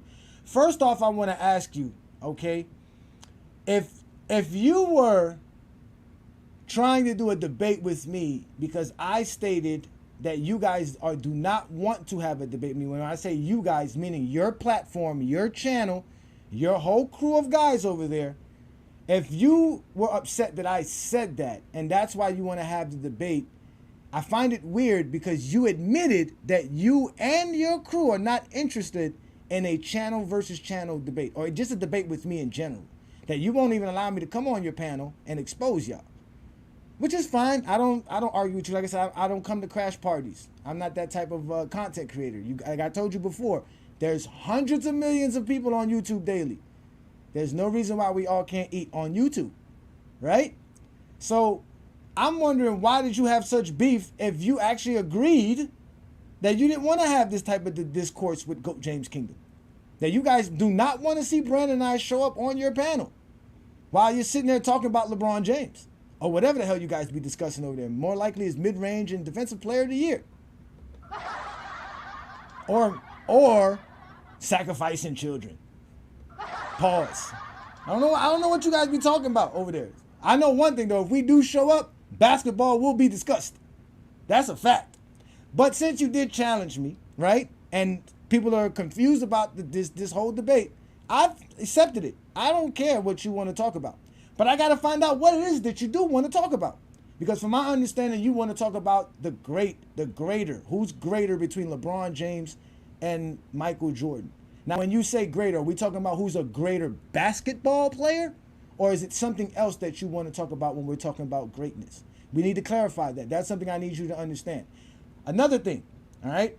We are busy men. As I can see, you are a husband, you're a father, you have obligations, right? Outside of content creation. So do I, my friend. I actually do have a job. I have a career. I have a profession. I've been working in the same field for over 10, 15 years of my life right now. I'm very good at what I do on YouTube and in real life. But I have a work schedule and I also have a content creating schedule. I'm available Saturday nights, Sunday nights, and Monday nights. No problems. I live in Florida, so I live in Eastern Standard Time. I heard you live in Hawaii. I heard that's a 6-hour difference. Right? And I understand that. We got to find a way to come along and do things together. Now, the reason I tell you this is because, yes, I'm a father. I homeschool my child. I have a 4-year-old. So during the days that I'm not working, I'm obviously taking care of my child. So I'm not available before 4 p.m. on a weekday afternoon. Now, on a Saturday afternoon, I cannot be available as well because I actually work on Saturday mornings. So I can't really do anything on a Saturday afternoon. So that's why I'm available Saturday night. Now, Sunday afternoon, we're all on YouTube at 12 noon, including you and your whole posse of Michael Jordan fans. Well, fake Michael Jordan fans. Most of y'all are just some zesty Jeffries. We can have a conversation. Why do you not want to debate Brandon and I again? You guys get a rematch. Because trust me, you guys didn't do too good last November. If anybody want to go check out a debate between GOAT James Kingdom and Michael Jordan Fans Are the Best page, you can go on Dart's page, which is Michael Jordan Fans Are the Best page, go back to about November, and you'll see a GOAT James Kingdom tag, and you'll see a great conversation between Brandon and I and his whole panel. Now, at that time, they weren't the Avengers. They're the Avengers now. They needed to posse up. They heard there's a GOAT James Kingdom coming around. So they had to beef up and get some more people involved. Now they got a whole crew of people. They got a whole, matter of fact, thank me, because I actually attached somebody to your platform. Young Miami is there all because of GOAT James Kingdom. If it wasn't for us having that debate, Young Miami would have never showed up on your platform. He tried to show up there to try to get a little bit of off of a little bit of us off of y'all, but all he ends up doing is getting exposed like he always does. So again, we can have this debate, but obviously it would have to be on a Saturday night, Sunday night, or a Monday night so that it's done well, right? And that's if you want to go on Lamont's platform, I'm fine with Lamont's rules, but we have to have an actual debate topic. I don't think you want to debate the greatest player of all time. I think you want to debate who's the greater of all time, which I don't know what that means. You're very vague when you speak. You never really stand on 10 toes. You stand on your pinky toes. So you're going to have to actually stand on your feet. When you're dealing with me, you know how I am. I don't play games, bro. I'm a grown man. And I'm going to treat you like a grown man. I got a 4-year-old that I homeschool. If I want to sit here and find somebody that's telling me something that they not really knowing what they saying, I'll go talk to my 4-year-old child. I ain't going to talk to you, Dart. Okay? So again, I'm more than happy to accept this debate. If you guys want to see a debate between Ajani and Dart from Michael Jordan fan page are the best, y'all put a bunch of flames in the comments. And this will tell you, Dart, how many people are interested in this. Because you're a content creator. This is great content between you and I. Now, our proposal still stands. In GOAT James Kingdom, we would like to have a show where we'll come on your program and have a discussion about whatever those guys want to talk about. And then you and whoever else is willing to show up on a Sunday afternoon on GOAT James Kingdom can, and in return, come on our platform during our show on a Sunday afternoon and have a great conversation about the game of basketball or whatever you guys want to talk about. And then from there, we can go to Vanity Sports or the Casuals channel, because shout out to the Casual. Young man is doing his thing. We can help that platform grow by giving them a true, solid Michael Jordan fan page and LeBron James, GOAT James Kingdom page official debate. But I know you don't want that. I saw what y'all did when y'all had Gilbert Arenas on y'all channel. Y'all was so disrespectful. And y'all are good for that. I've seen y'all do it with other basketball players. Y'all claim basketball. Herm came up here talking about we should listen to basketball players. But when basketball players show up on some of these other platforms and these guys don't agree with them, especially the Zesty Jeffries, oh, it's you're dumbass, you're this, that, and the third, all kind of cuss words, all kind of derogatory terms being thrown at a professional basketball player that played some odd years in the NBA, had to go through everything that you guys know nothing about.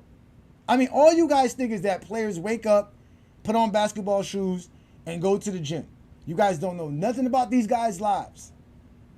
There's so much that goes on in an athlete's life that revolves around how they can play the game, great or not, and you guys know nothing of that. Because Jordan could go drink a whole 12-pack of Coors Light on a golf course playing 36 holes and go out and score 50 on a bum team because they ain't got nobody to guard him. He ain't got to worry about somebody putting up 30 points on him this night. That's why Jordan quit in the 90s, because he started to see that on a night-to-night basis, somebody's going to be cooking him. He was like, man, I'm done. I'm out of here. I ain't dealing with this. Then he came back when he realized the league was weakened again. It got weak. He saw the writing on the wall. Greg Anthony was a starter on Vancouver. How can I not win another championship with Scottie Pippen? Then when he couldn't have that, he quit again because he saw the writing on the wall. He saw the Damon Stoudemire's. He saw the Anthony Hardaways, the Kobe Bryant's coming into the league, and he said something, man, I'm done. The Tracy McGrady's. He was like, I'm done. I'm out of here. I'm out of here. And that's what y'all, that's y'all problem now. Y'all see GOAT James Kingdom, Ajani and B. Lee. Y'all have never seen LeBron fans like us. Because we're not obsessed with LeBron James. We're obsessed with the game of basketball. And we know how to talk the game of basketball. We know how to look at the stats and break down the stats. We know what true shooting means when we talk true shooting. We know what PER means when we're talking about PER. We know what points per game represents and what it means when we're talking points per game. We know what accolades means. We know all of these things. You guys don't. Herm is hilarious. Herm said I own B League. Not that time when he asked you about Robert Ory. Like I told you, and you know why they don't want this? Because they know this is why we go live. As you can see right now, everything's recorded. Whatever I say will be official on FYF's platform and our platform at the end of this program. Now, I can delete it, but that doesn't make no sense. Why would you delete your content? Right? See, you guys don't know that as content creators. You have to have content if you're going to be a content creator. You can't create content, then erase it. So you got to be smart enough to talk the game and hope somebody's not creative enough, brilliant enough to take what you said and make you look stupid like we do in GOAT James Kingdom. That's what we do best. When you come around here saying something silly, we'll put you on blast. Yes, like putting Bob Cousy as the second greatest player of all time. You feel me? Yeah, shout out to Herm, man. Herm is that dude, man. Herm want the smoke at all times. Herm don't shy from none of it. Herm don't play. He's a master debater. Pause. But the game of basketball is not that hard to talk when you know and appreciate the game. But I can see it's hard for some of these Jesse Jeffries to talk the game. Because I can just imagine trying to tell them how good of a player Bam Adebayo is, and they're going to tell me some flaws and some deficiency Bam has.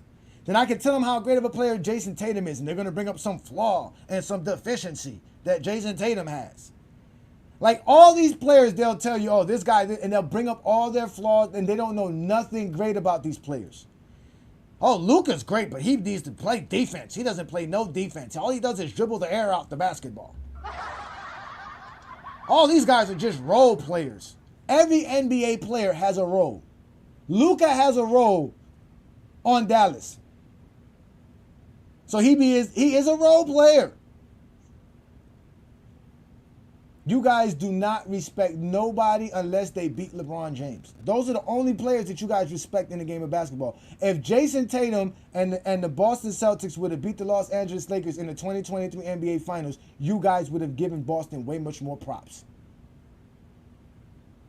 But because they beat Luka, who had Kyrie Irving on it, and you wanted Kyrie to win the championship so bad without LeBron James, you felt some type of way. I feel some type of way. But that's y'all problems. You guys don't know what greatness is because, see, you guys were told what greatness was off of a Nike commercial. You guys learned what greatness was from a John Bucekrat's a Sports Center highlight. That's how you guys learn the game of basketball. You learn the game of basketball from a Bob Costas NBC basketball intro. You never learn the game of basketball by understanding how the ball gets from 90 feet to the rim. You never understood that. You never gave it an opportunity. You thought Michael Jordan took the ball 90 feet and scored every time. Never realizing that there were plays and strategies put together to allow Michael Jordan to get to the spots that he can hit those shots that y'all think he never missed.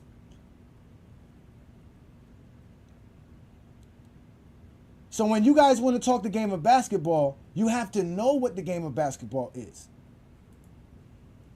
And that's why we're here in GOAT James Kingdom. This is why we have Friday Night Exposure with the Exposer, because I like to talk the game of basketball.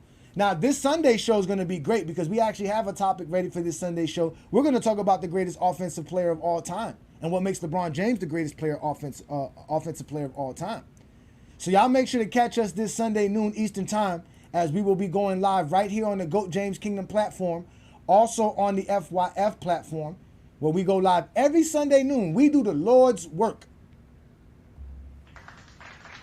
We do the Lord's work on a Sunday afternoon. And if you're a basketball fan, there's not a better place to come watch and talk the game of basketball. We're not there in the season yet. So on a Sunday afternoon, noon Eastern time, B. Lee and Ajani go live for the GOAT James Kingdom show. Make sure you guys catch us on a Sunday afternoon so that we can do what we do best. Also, check out our membership in GOAT James Kingdom because we go live for our members as well. We're trying to build a group, a community of guys. We're getting there. We're on Discord. If you are a GOAT James Kingdom member, please add yourself to Discord and us in Discord so we can have conversations. But again, we are the GOAT James Kingdom platform. I'm Ajani. This is the Friday Night Exposure with the Exposer. I do this every Friday night because I like to talk the game of basketball. I'm not somebody that just talks the game to just talk it. I talk it to educate. I give you guys knowledge. I give you information that you rarely see. Because there's no point in just talking basketball to just talk it. It's a great game. So there's so many great things that we can use and so many things that we can talk about. But I can see and on tonight's show, unless we're talking about Michael Jordan and LeBron James, nobody wants to hit the link. But that's fine. I see y'all in the comments. Shout out to you, Iron Man 32. I appreciate you. What's good, Aaron? I see you in the comments as well. Yeah, Jordan only played 6 seasons if you let a Zesty Jeffrey tell you. That's for facts. Shout out to you, Dover. Thank you for joining. I see you as well. Thank you guys all in the comments. Again, this is fun for me. This is what I like to do. So tonight's show, yes, ladies and gentlemen, we were talking about the greatest draft class of all time. All right, and what makes the greatest NBA due to the draft class. And I was mentioning how the 2017 draft class is basically the draft class that set up today's NBA. When you're talking about Jason Tatum, an NBA champion, De'Aaron Fox, Lauri Markkanen, Donovan Mitchell, Bam Adebayo, Jared Allen, OG Anunoby, Kyle Kuzma, Derek White, Dylan Brooks.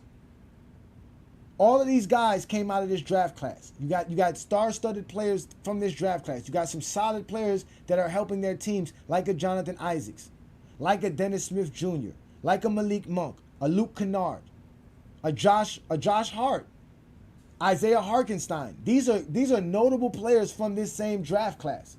A lot of these guys are solid players on the teams that they're on right now and helping their team win championships. As we know, Derek White and Jason Tatum did. Kyle Kuzma helped the Lakers win a championship in 2020. Grayson Allen, I'm sorry, that's Jared Allen. He didn't help the team win a championship. But, you got those guys, right? You understand? And then when we go to the 2018 class, we know that DeAndre Ayton was the first overall pick in that draft. He's a solid player. I know a lot of people make fun of him, but he's a solid player. He averaged 16 and 10 last year, right? We got Luka, Jared Jackson Jr., Trae Young, Mikal Bridges, SGA. Michael Porter Jr. helped his team win a championship in 2023. DiVincenzo was a part of the 2021 championship team in the Bucks. You got Anthony Simon. Bruce Brown helped the Denver Nuggets win a championship just a year ago. We know how good Jalen Brunson is. And then you have solid players that are there to help their team. Guys like a Colin Sexton. Guys like a Jared Vanderbilt, a Mitchell Robinson, a Grayson Allen, a Lonnie Walker. These are all great athletes, all great players.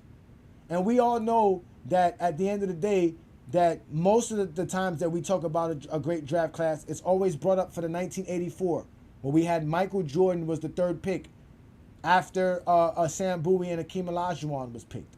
Then you had Perkins and Barkley. But that's a kind of top-heavy class and didn't really have too many Hall of Famers. From here, I only see 4 Hall of Famers. Right? But then you had the 96 draft. Please excuse my typo. I don't know why I put 7. It's supposed to say 6. This is the 1996 draft. You got Allen Iverson, first ballot Hall of Famer. Ray Allen, first ballot Hall of Famer. Kobe Bryant, first ballot Hall of Famer. Steve Nash, first ballot Hall of Famer. Then you add all of these other players that came out of this draft. You had Camby, who won Defensive Player of the Year. Marbury was a star throughout the early 2000s. Antoine Walker won a championship with the Miami Heat. Antoine Walker was one of them first players to start jacking up three-pointers. He had the famous line that told him, "Why do you shoot so many threes?" And he said, "Because there's no four-pointers." Kerry Kittles made a couple of finals runs. We all know how great Kobe was. Pager was a great player as well. Pager won a championship with Dallas. Steve Nash won a couple of league MVPs. Jermaine O'Neal's career was taken off until the Malice in the Palace. Let the Zesty Jeffries tell you, Big Z was one of the greatest players LeBron James ever played with. And we know Derek Fisher won championships. But then we have the draft class of 2003, which is another draft class that people love to throw out there because we know we have the GOAT James was drafted in that draft class. Then we had Carmelo Anthony, Chris Bosh, Dwayne Wade. These are all first ballot Hall of Famers. David West, Kendrick Perkins, Leonardo Barbosa, Josh Howard, Kyle Korver, Kurt Heinrich came out of that draft class as well. Mo Williams came out of that draft class. Some people would tell you another LeBron James greatest teammate of all time. So, but looking at these draft classes, as you can see, we can see why the 90s was considered great because you had guys like Akeem, Jordan, Barkley, Stockton, who came out of this draft in the 90s, including the 85 draft, which had Clyde Drexler and Karl Malone for the 90s. We can see why the 2000s were great because you had Iverson, Kobe, Ray Allen, Antoine Walker, Steve Nash, Peja Stojakovic, Marbury, all these great players. And we can see why we love the 2010s because you had Bosh, you had Wade, you had Carmelo Anthony, LeBron James. You had some star-studded players. But it's going to be like that for this NBA as well. We're in the middle of the 2020s. So by the end of this 2020 era, by the time we get to 2030, we're going to look back and say, man, Jason Tatum and these guys were great for the game of basketball. Donovan Mitchell, De'Aaron Fox, man, those guys gave us some solid years. We're going to look back and say that. Trust me, we jot it down. Today is September 20th, 2024. In 6 years, you're going to say, damn, Ajani was right. And if we're lucky and if we're blessed like we are now, we'll still have YouTube and content creation and we'll still be able to do what we're doing and we can have this discussion again. But when we're talking about the greatest NBA, it is today's NBA, ladies and gentlemen. There is no NBA greater than today's NBA. If you don't believe me, it's because you don't watch it. The same way when y'all tell us, when we tell y'all the 90s was trash, y'all say, oh, that's because you didn't watch it. You didn't see Michael Jordan play. Well, that's the same thing with y'all. You think today's NBA sucks because you didn't watch it. You don't watch it. A lot of y'all admit to it. A lot of y'all admit that I stopped watching in the 2000s. I stopped watching after Kobe. A lot of y'all admit it. I've heard people tell me this to my face. Come on our show live and boast and say it proudly. Oh, I stopped watching the NBA back in the 2000s. This is trash NBA now. I don't even know what you guys are watching. The worst people to talk basketball with. If you're not even watching the game, if you don't even like the game, why am I even talking to you? That should be a number one rule. If you don't even watch today's NBA, you shouldn't even be allowed up on any GOAT James Kingdom platform and talk basketball. You have to be a basketball fan. In particular, I would rather you have a basketball team like me. At least I get to watch basketball because the Miami Heat. Even if I don't watch any other NBA team play, just by watching the Heat, I'm going to see the majority of the league because they play every team that plays in the league. So I'm going to get a chance to see a team like Sacramento, even though Sacramento plays on the West Coast and I barely am up at that time to watch a Sacramento game. But when they take that trip to Miami and they're playing us, I watch it. Or when Miami takes that trip to Sacramento, I do stay up to watch a Miami Heat game. So I get a chance to see Sacramento. I get a chance to see Golden State. I get a chance to see Portland Trailblazers. I get a chance to see the Brooklyn Nets. I get a chance to see these teams because they're playing my team. Like the other night I was saying, you would have to have, there's no reason to watch a Brooklyn Nets game unless you're a Brooklyn Nets fan. I'm not going out of my way to go watch a Charlotte Hornet game. And I get it. If you don't have a team and you're a casual, which most Zesty Jeffries are, you're not going to watch any random basketball game. You're going to watch a game for some narrative because you're casual. That's why still to this day, the Lakers have the highest rated games because you guys are casuals and watching the Lakers. Even Barkley had to keep telling us, why are the Lakers on TV? They suck. And they did. They was horrible for the majority of the season. They were horrible for the majority of last season. They were a barely 500 team. But they're on TV a lot because there's a lot of casuals who only watch the game for narratives. The highest rated games in today's NBA were the games where it was either the Lakers versus the Warriors or it was the in-season tournament games. So you guys are not real basketball fans. You guys don't watch the game, but you come on YouTube, you go on social media every day to give your biased takes, and you say it. I got my opinion. It's all opinions, all based on personal preference, and you go out here and give your nonsense personal preference and stand on nothing, because you don't even know the history of the game. You don't know nothing. You don't. I mean, you guys don't know nothing about basketball. It's surprising the amount of comments that I read that people don't know the game. They just know how to talk what they think is best because it sounds smart, especially when you type in something. When you type in something, it sounds smart because you're the one who's proofreading it. But when you come up on a show and you actually have to articulate yourself and verbalize yourself and socialize with people, then you start realizing how stupid you sound. That's why a lot of y'all don't want to come up on a GOAT James Kingdom platform, because we're going to start asking you questions and you're not going to have answers. And what they love, this is what they love to do. They love to create your argument for you. So they're going to ask you a question, in turn expecting you to give them an answer that they expect. They give you a rhetorical question so that you can give them the answer that they want so that they can go on their soliloquy. And go on a tangent about nothing about the conversation. And then they give you an argument and tell you, well, see, that's a stupid argument. You gave me that argument. I didn't come up with that argument. You're arguing against yourself, not against me, because I never said that. That's exactly how they try to talk the game of basketball with you. That's what it is. Again, a lot of these guys, I saw something the other day that I thought was real funny. Somebody was saying something on their social media. They said that what happened in society was when we went to school, there were the normal kids, and then there were the special ed kids. They separated us. Y'all don't remember the special ed kids had a different lunch. They had a different schedule. They had everything different. We didn't come across one another. They were in their own hallways. They separated all of us. The special ed kids and the normal kids were separated when we were growing up as children. But when we became adults, they set us free into society, and they did not label these special ed kids. So we might be arguing with special ed kids on social media every day without us realizing it, y'all. And wondering why this person can't get the facts. Why they can't understand certain simple things. Like 6 is not greater than 11. Like, you really have to remind them that 11 championships is better than 6. Then what they'll do is they'll bring up stats to explain why the 6 is better than the 11. Then turn around and tell you there's no way LeBron James' stats can make his 4 championships better than 6. Special ed. Special ed. I don't know what they were doing with them children in them special ed classes because I wasn't in them. But they definitely wasn't teaching them no math. Or simple logic. Simple logic. It's not hard to understand greatness. It really isn't. It's not that hard to understand why something is great or not. It's great, that's it. Like, there's nothing in the world that's perfect. So for you to say we have to find deficiencies in something to eliminate something's greatness is crazy.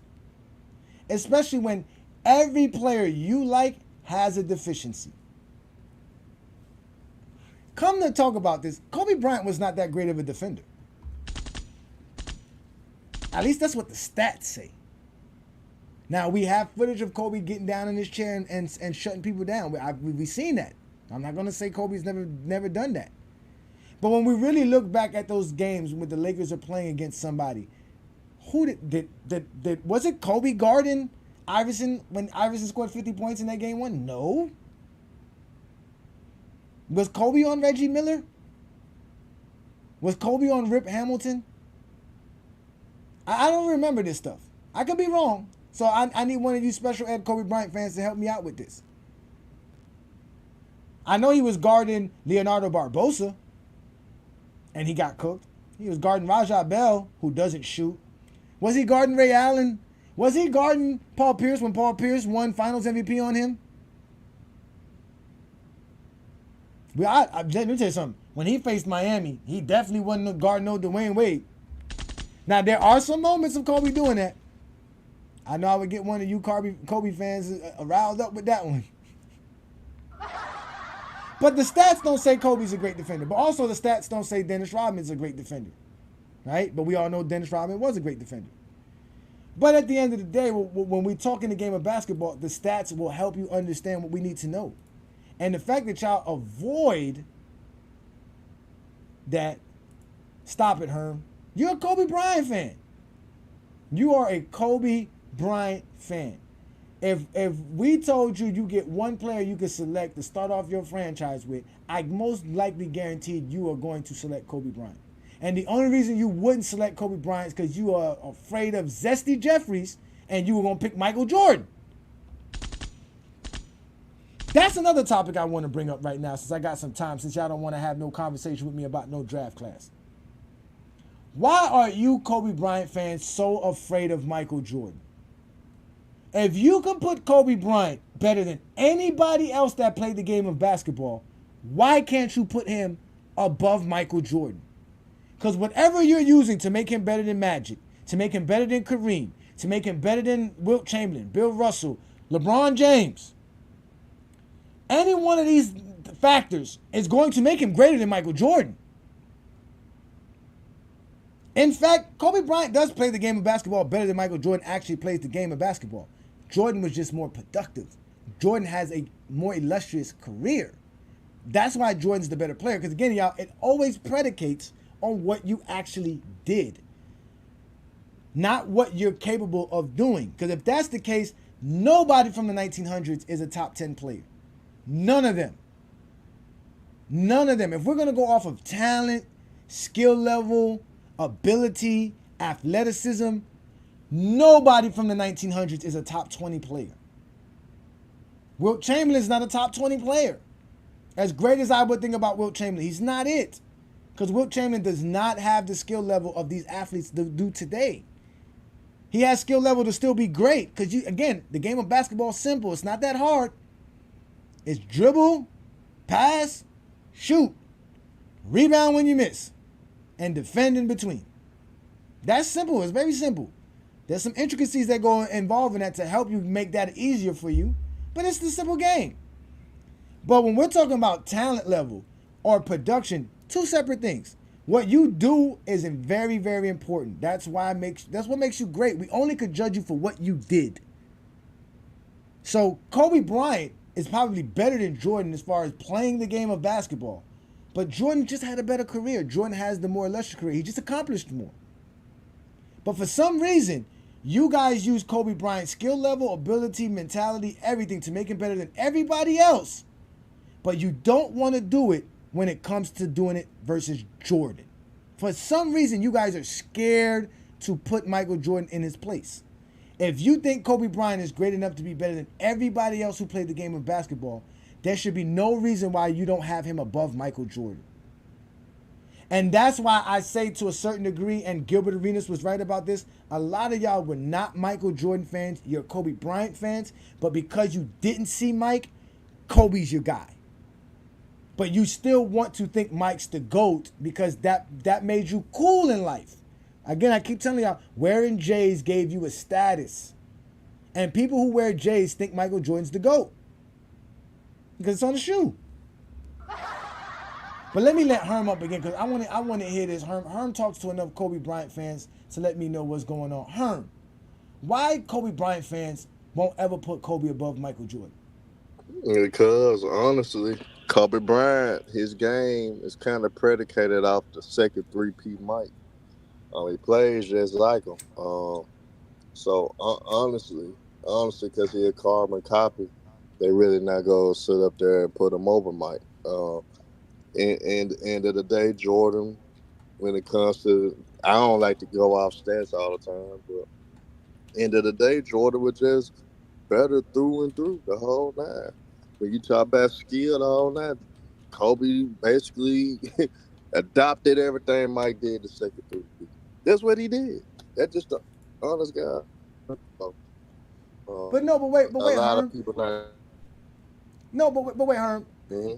Kobe adapted his game to a lot of players. Gary Payton said that there was a lot of stuff that Kobe asked him about that Kobe absorbed into his game from Gary Payton. Reggie Miller, the same thing. Reggie Miller said that Kobe never, like they said, Kobe never hesitated to ask anybody to help him with his game. So yeah, he did get a lot from Mike. Don't get it wrong, because him and Mike were very close. They both admitted, right? They talked to each other a lot. But he did get his game from other players as well. And yeah, that second three-peat Mike is what most people actually put him as. But in reality, his game overall was, was adapted from a lot more than just Jordan. So that's why his skill level and the game that he played was better than Mike's. Again, you're right. Mike accomplished more, but when we're talking about why Kobe Bryant fans have Kobe Bryant where they have Kobe, it has nothing to do with accolades and achievements and production. It's purely based off how he played the game. Well, but people understand with Kobe too. Unfortunate with things off the court and hinder him for getting individual accolades that he probably should have gotten several years in the 2000s. So that did affect his accolades a lot, his individual accolades a lot. So a lot of people understand that he's not gonna have the MVPs. He's not gonna have that. And then the fact that the Kobe and Shaq beef, it really it really hindered.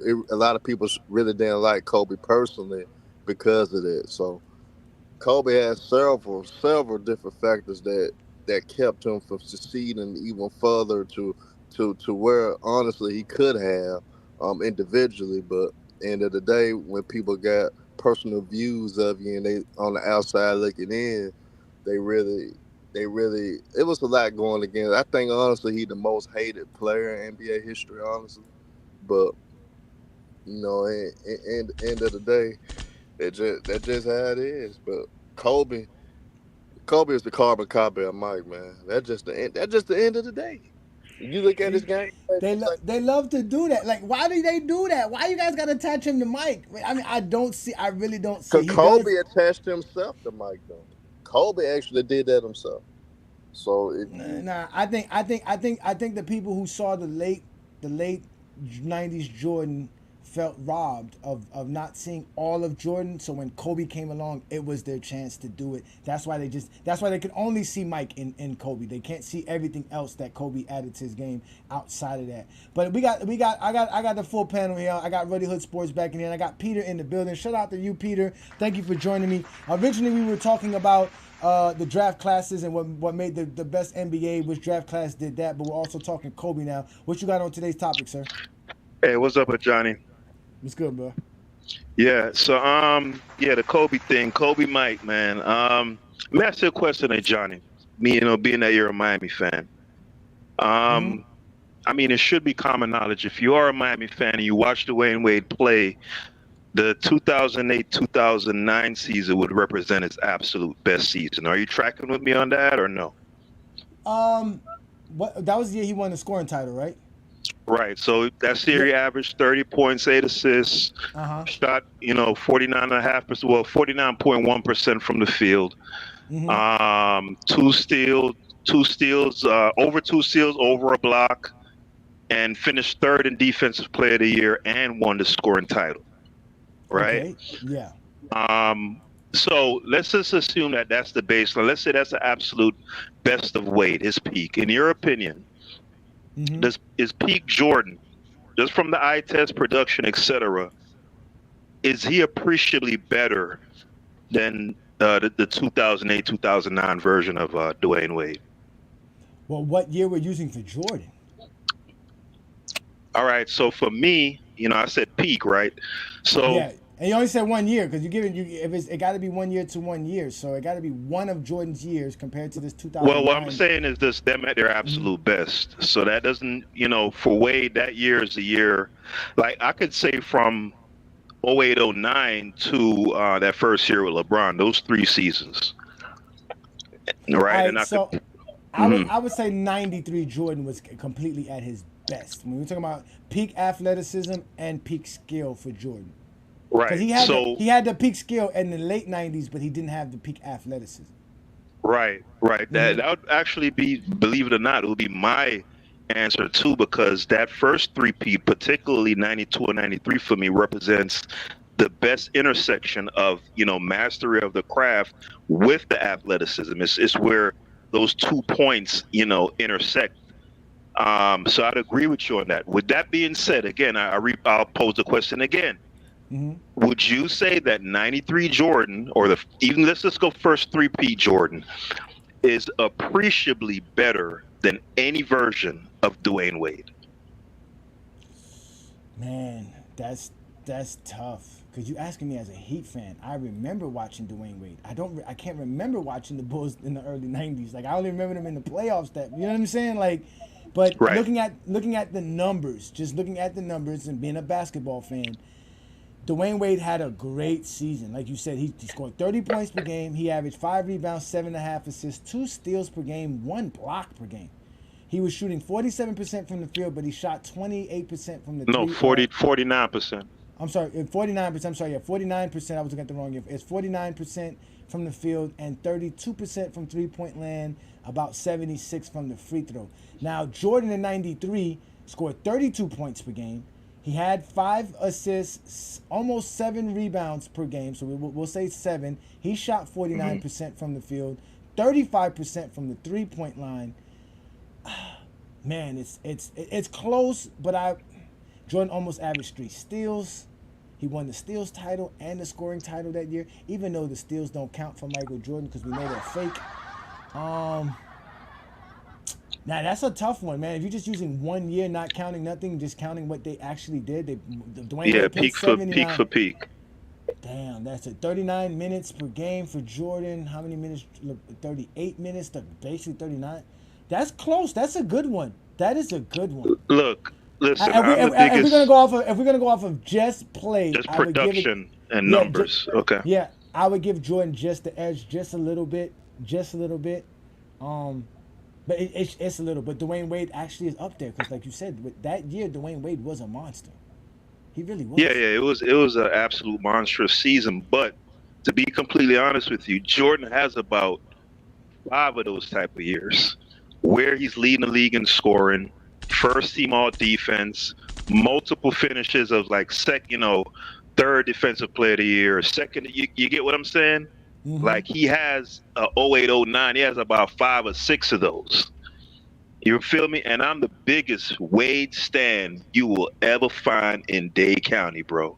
I promise you, bro. I'm talking about, I had all the Converses, bro. I know the man's stats inside and out. Like, I'm like straight up fanned out, right? But looking at the production, the eye test, the biggest separation really is that catch and shoot game and Mike's consistency from 10 to 15 and 16 feet to the three-point shot. To me, that separates him from Wade more than anything. And that's why his playoff scoring would go up and still maintain the effect. Listen, I say all this to say this. The Kobe to Jordan thing, it isn't close. I saw Wade obliterate the same Pistons squad that held Kobe to 38% shooting in the finals. I just cannot see, I can't envision Tayshaun Prince doing to Mike what them boys did to Kobe in that fight. I just can't, no, right? And the biggest separation is the athleticism, Ajani. And Kobe fans, well, what about Frobia, number 8? And listen, man, Kobe was an A+. If you want to say an A or A+ athlete, Jordan was an S-tier athlete. A freak. The quickness, the speed, the agility, he got that Wade quickness and agility. That's why they used to call him the Black Cat, right? Then with the hand size and all of that, that's really what separates him from Kobe, the biggest single thing. Peter, I really don't know that. I think Jordan would have struggled just like Kobe did. All right. I'm going to ask you straight up here, Johnny. Who's the quicker athlete? Jordan, then Kobe, yes. First step. Yeah. Jay. Yeah, but that first step is not going to be that quick versus Detroit. It's going to be a little bit slower versus Detroit. Agility.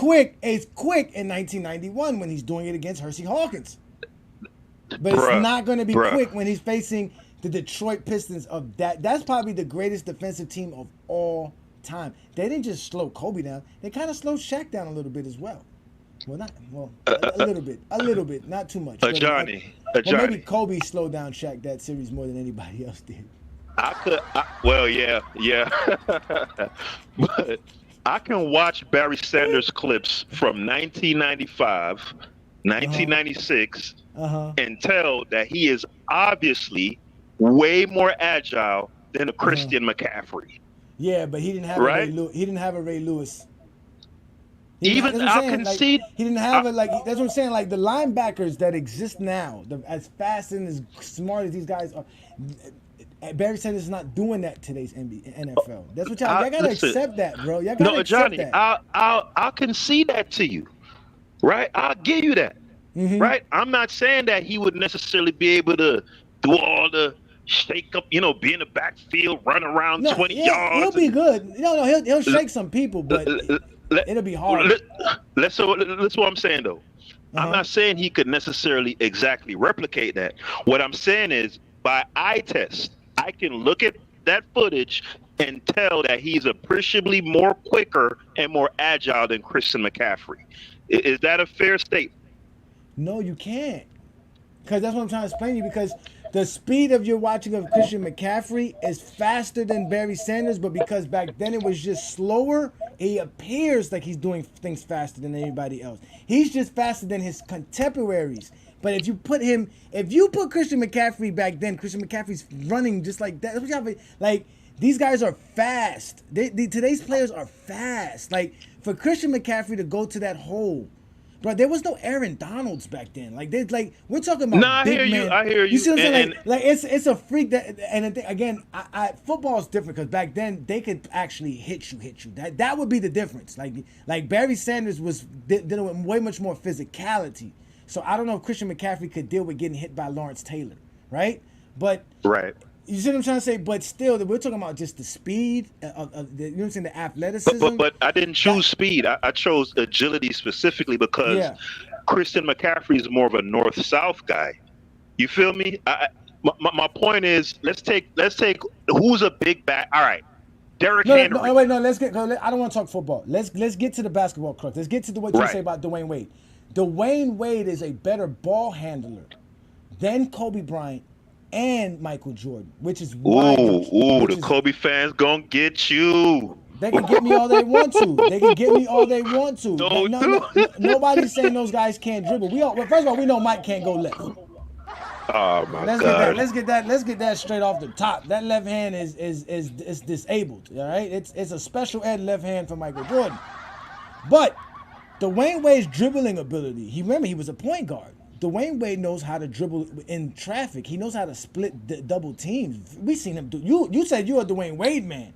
Who splits a double team better than Dwayne Wade? Let me ask you a question. Do you know who invented the behind the back split of the double team? So Jordan is the one who I've seen do it multiple times, and I used to watch Wade. You know when the big man hedges, and typically you would split going forward, but Wade, we had this move where he would do the chicken wrap, the little wraparound dribble, and split the big and the guy being screened. The behind the back dribble, man. You don't know how they split the double when you split a pick and roll. Yeah, but when Dwayne Wade split the pick and roll, he's like the way he tossed the ball. He pushed it out in front, but sometimes he.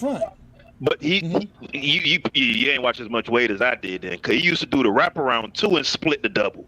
Nasty. Like wrap around the back? Or Behind the back, instead of pushing it through forward, wrap around the back and split the two guys like that. Now I know he was the first to do I never seen nobody do. He was the first to do the backwards crossover. Remember when he did against Baron Davis, where he, instead of crossing over from like in front of you from the front to back, he crossed over from back to front, and everybody went crazy. I never saw nobody do that before that. And that was his rookie season. Remember, he was a point guard. Yeah, so he started point in his first season. He can dribble the basketball better than Kobe Bryant and Michael Jordan. So I'd agree with you. So with his athleticism, right? So mind you, he was more athletic than Kobe, right? So he kind of had the same first step Mike would have. Dwayne Wade had a Right. lethal first step. Right. So Yep. that's why against Detroit it was hard guarding him, because again it was really hard to stay in front of Dwayne Wade. Because he was so fast and so he quick. was crafty with the ball too as well. He was very crafty. He had good footwork. So it was Right. hard to stay in front of him. So that's why and then again he did have Shaq, right? So that kind of helps out, because you gotta keep Shaq, because at any time you can just throw a lob to Shaq. Shaq's playing the dunker spot. He's playing the big man spot. So, but Kobe had that same thing too. But Kobe game is different. Kobe can't get to the basket as good as a Dwayne Wade or Michael Jordan. Or exactly, bro. Yeah. And that's my point. Yeah. Right. Uh-huh. The athleticism between Jordan and Kobe is appreciably. There's a clear separation there, right? And again, to go back to my point, 04-05, I saw what Wade did to them boys, games 2-4. He was absolutely dominating them dudes, right? And again, Jordan has a comparable sort of first step and quickness and speed like that, with a much better and more consistent jump shot and a catch and shoot game, which Wade never developed on any sort of elite level. So Wade never was a mid-range, but you don't need to be a good mid-range shooter when you can get to the rim like Dwayne Wade and finish like Dwayne Wade. I've always told people that. No, wait, Pete. Pete. I want to address Mr. George here, Mr. Kobe Bryant fan George. George, you're more than welcome to come up here and tell us how great of a player Rod Strickland was. Come on, please tell us about Rod Strickland's dribbling abilities. Please come up here and tell us. Please. I love the way you guys bring up these dudes who, they were great for the 90s. It was just, these were dudes that wouldn't even be starting if it was in the 80s, because they were, these guys became starters because there was extra teams added to the NBA. Wasn't Rod Strickland drafted to the same team that drafted Mark Jackson? If I'm correct. I don't know. I think you're selling Rod short, though. No, I'm not selling him short, man. Y'all be talking about Penny Hardaway, and I go look up Penny Hardaway's stats. The man averaged 21 points for the max for his career. And that's dominant. 21 points per game? I mean, he's a PG, though, and a lot of them stats is in the late 90s. Yeah, he was on Nike commercials. That's what it was. He was on Nike commercials. That's what it was. He was on Nike commercials. So what he did seemed greater than what it really was, because he had a puppet. But yeah, Kobe is not on Mike level. There's a clear separation there. Again, let's go to the 09 2010 Celtics, right? Again, we see Kobe in the finals against that team struggle mightily. Shot 40% for the series. That game 7 went 6-24. And I'm not saying this to bash Kobe. I'm just saying there are a lot of moments, particularly in the playoffs and in the finals, where Kobe looks absolutely mortal, right? Dwayne Wade eviscerated that 2010 team with Tony Allen. Dropped 46 on that boy. Averaged 36, shot 56% in that series. I'm talking this destruction. Cooked them, right? Same defense shut down Kobe. I can't see them doing. Jordan killing them dudes, bruh. 93, 92, 90, he killing them boys, Ajani. I'm telling you, bruh. He got the quick. Them boys wasn't that good, though, to be honest. I got you. Hey, y'all want to hear something funny? Y'all know Scottie Pippen's 16 points per game means nothing, right? Y'all know that, right? Really Hood Sports, you've heard that before, right? Scottie Pippen only averaged 16 points per game. Yeah, I heard it. Right.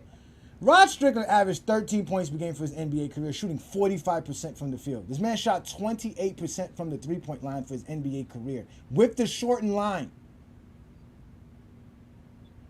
How many assists? 7.3 assists per game is good. That he averaged 13.7.3 assists per game, which is great. He's a good passer, good point guard. Again, point guards back then did their job. They passed the ball, they dribbled up the court. He was a good dribbler. Yeah, he could handle the basketball. Nobody said he can't. But Rod Strickland is not out here dominating the NBA game by dribbling the basketball and getting off his own shots like we see today NBA, like we're talking about Dwayne Wade doing. That was the difference back then. People don't understand that guards back then who were scorers were not scoring off of their own volition. They were scoring because they were running around screens, catch and shoot, things like that. That's why Jordan was different. Jordan was dribbling, going here, going left, going right, dunking, left and right. They were like, oh my God, how do we stop this?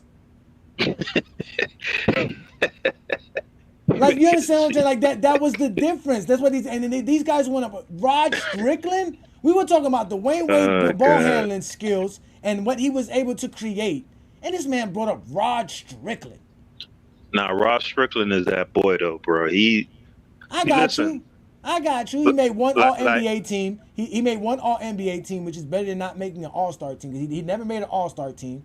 He was the assist champ in 1998, so he led the league in assists with 10 and a half assists per game in 1998, the watered down NBA. But like I said, majority of his career, the man was a traveler. He got, I don't know why the Knicks drafted him. They drafted him. He was on the bench in New York. Then he went to Sacramento for a couple of years. He was a starter there. Then he went to Portland.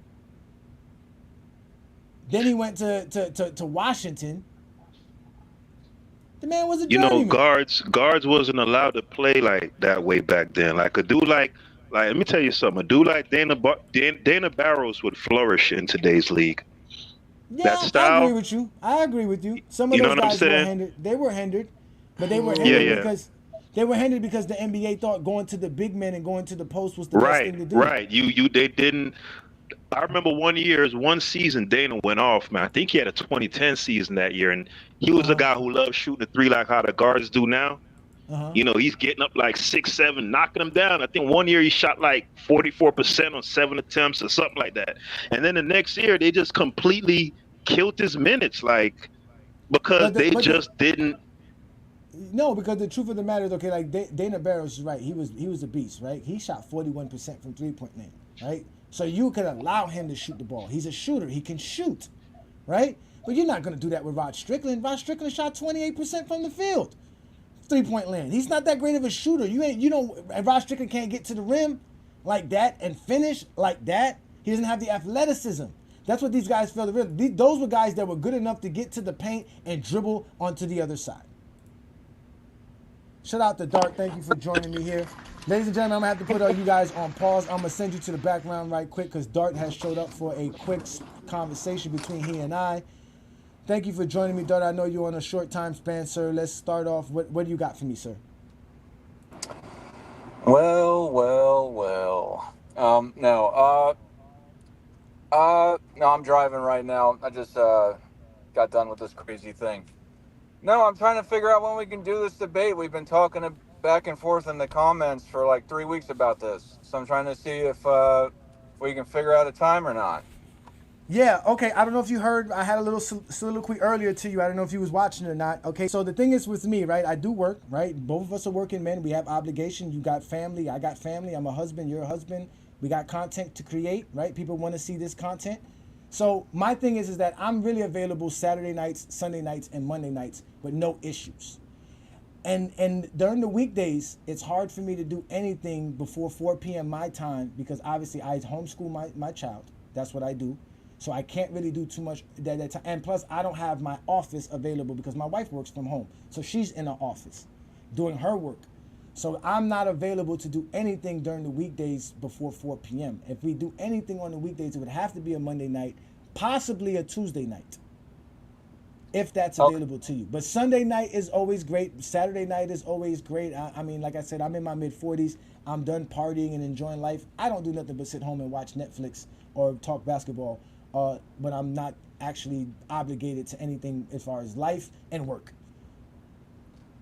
Okay. Yeah, like I was saying before in the comments, I can do it on a Saturday. Saturday, because I got my Sunday show as well. Obviously, with the Saturday, the only concern that I have with that is I won't be able to put my face on camera, and I know that people like that stuff. So, because I have my setup in my kitchen. I don't want no limitations. I don't want no limitations. That's what I'm saying. I want it to be where we can have it. I want it to be. That's why we asked to do it to where we can do one show on your show, one show on our show, and then we can find a time where we can all go on the casual show and do it. If you still, excuse me, if you still want to do the FYF between you and I, we can figure out a way to do FYF. Trust me, people are gonna. Whenever we do it, Dart, people are gonna watch. Okay, people are interested in this. I want to have some fun with you. We can do this, but we have to do it to where we both feel comfortable. Okay, right? Well, we're both in your space, like you said. You have to be in a space where you're comfortable. I don't even if you have your mic, on, I mean your camera on or not. It has to be where you're feeling comfortable. So obviously, if you're turning off your camera, you're not in a comfortable spot. I know you're more than glad to get to put your face on the camera. So we would have to do it that way. I want it to be done that way. I want it to be done correctly, if you don't mind. If that's not Yeah. an issue with So you. the thing with the camera is that it's not that. So I would have to do it in my backyard, which is not an issue. It's unless You it's don't want raining to. or something crazy. You don't want us to show us your lavish backyard with your it's pool and thousands of bottles of baby oil. Now I get the baby oil is on the front porch. No, no, it's that I found out that my camera, because I have a Surface Pro, so it doesn't when I moved down here to Hawaii, I was live streaming on how I was, and then all of a sudden my camera stopped working, so it's shoddy. So I don't know if I can do it. I don't mind sitting out in my backyard and doing it. It's not going to look as pretty, but I don't care. I personally don't care about that. Yeah. I think people more care about what we look like, our reactions, and all that stuff versus the real background. But the I just don't know if the camera will work. And then and like I Understand. was saying, if it's gonna rain, I don't have like a giant um like a roof or ceiling, and I do have one, but if it rains hard because I'm in the tropics, I'm gonna get wet. So that's again, if we do it too far out, and it Beachfront rains. property, ladies and gentlemen. The man lives in Hawaii. He lives the best life. Good job for you, Dart. Living in Hawaii. I don't know if it's expensive or not. I heard it's expensive in Hawaii, but that's probably beautiful scenery. Probably have great beaches. For sure, you got great beaches. So, all right. So you saying Saturday's a good day for you? But not like 9 p.m., 8 p.m. More like 6 p.m. I can swing 9 or 8 p.m. if I'm gonna go out back. So I can pretty No, much no. do it. What I can. I can. Let's see if we can do it for something around 6 p.m. Because again, I want people to see your face when I drop these bombs on you. People got to see your face, Dart. They got to see you. We got to Alright. entertain. You are a content creator. You got to put yourself out there. Just like I do myself out there. That's why I call myself the exposer. I'm exposing things. You got to expose yourself. You got to put yourself out there, my friend. So I know you exposed some people, but you may be on the registry list on this one. But yeah, no, I'll be able to go on camera. It'll be daylight out during that time. So whether it's whatever time your time. You see my scenery. This is my scenery right here, my friend. Right in my lab, my laboratory. Not the sidebar, but I have a terrible view from my house in respect to what it could be. I lived in Texas, the last state that I lived in. I had an absolutely amazing view, but I digress. Just wanted to put that out there. All right, so we're gonna set it up for a Saturday around 6 p.m. But somewhere on a Saturday. So we got that established. Before we move on, what is the topic? Who's greater, Michael Jordan or LeBron James, Greater at what? as a basketball player? Okay, so the greatest basketball or the greater basketball player is the topic. Yep. Okay, that's a great conversation. That's a great debate. So now we just got to set it up with Lamont, right? Figure out one of these Saturdays. I heard you on vacation. Obviously, you're dealing with some other things. So if we can't do it next Saturday, is 2 Saturdays from now a good time for you? Yeah. 2 Saturdays is fine. Okay. 2 Saturdays at 6 p.m. Eastern. Let's That do should be this. good. That should be good. Let's double confirm that. Let me make sure I get the right date. All right, today is the 20th. Oh, notifications. All right, so we're talking about October the 6th. That's a Saturday, October the 6th, 6 p.m., 2024. Dart from Michael Jordan Fans page. Michael Jordan Fans are the best page. And Ajani from GOAT James Kingdom will have a debate on Michael Jordan versus LeBron, the greater basketball player, on FYF Sports Debate. So let me tell you, I know next weekend I'll be good. So I'm fine doing it next weekend. I have to check about 2 weekends from now. So Okay. if If you'd next rather do weekend, next weekend, I'm cool with that too. okay, yeah, I can give you an answer for next weekend in 24 hours. Okay, yeah, I have to look. I'm on the road right now, so Yeah, I know. Same thing with me. Again, I just got to make sure I can't confirm things because if you're a married man, like I'm a married man, our wife do have plans for us on the weekends that we are not aware of yet, as of yet. yeah, Yes, always, yep. exactly. So I just want to make sure with her that I'm fine to open up my space for that. So I got to give me 24 hours to confirm with the wife. All right. Yeah, I just want to stand up for all of Michael Jordan fandom because you've been a real meanie to us. So, um, You guys don't know how mean you are to us, but it's fine. It's fine. It's all for the love of the game of basketball. So you're yeah. on the big screen now, Dart. Give everybody your last words before you get up out of here so we can continue talking about why Kobe Bryant's better than Michael Jordan. Oh man, that's almost as bad as the LeBron James stuff, but it's equally as bad. But anyway, but yeah, I'm excited to do this debate. It's been coming, and Michael Jordan fans are the best. All right, indeed, indeed. Thank you so much there, Dart. You have a great evening or afternoon or whatever time it is in your space. Thank you for taking your time out for coming on a Friday night exposure with the Exposer. Looking forward to the date.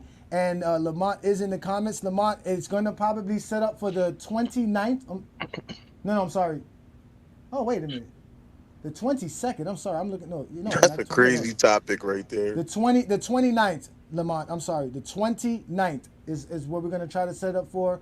If not, it'll be the 6th of October. So the 29th. Next, I got 24 hours to respond, ladies and gentlemen. 24 hours to respond. I am put on the spot by Dart from Michael Jordan fan page. Are the best, or like we would say, the worst. Shout out to Dart and all those guys over there. Again, we still want that 20v1, y'all. So Mr. Zesty Fitness and Rants, Mr. Young Miami. Shout out to NMB Sports too. NMB Sports be repping. He's not afraid to come up on a Friday night exposure. Shout out to Rex too. Shout out to Politicus Rex, who's always in our comments correcting people as well. Shout out to you. Then who's the other guys you got, Dart? Who's the new members you recruited after last November's debate? We got Mr. Hungry Man. What's his name? What's that guy's name? Mr. Hungry Man? Who is Carcino? What? Who I is don't know Carcino? I don't know who Carcino is. Okay, Lamont But we always brings have up some. I'm we sorry, go have ahead. Angry Old Hoops that comes on the show.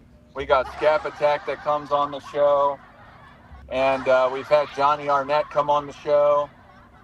Oh. So Shout out to John Arnett, a brave Michael Jordan fan who went and found Michael Jordan's fake stats. He kept it real, didn't he? He did. But see, that's a He that's the did. different. Mike fans always keep it real, Johnny.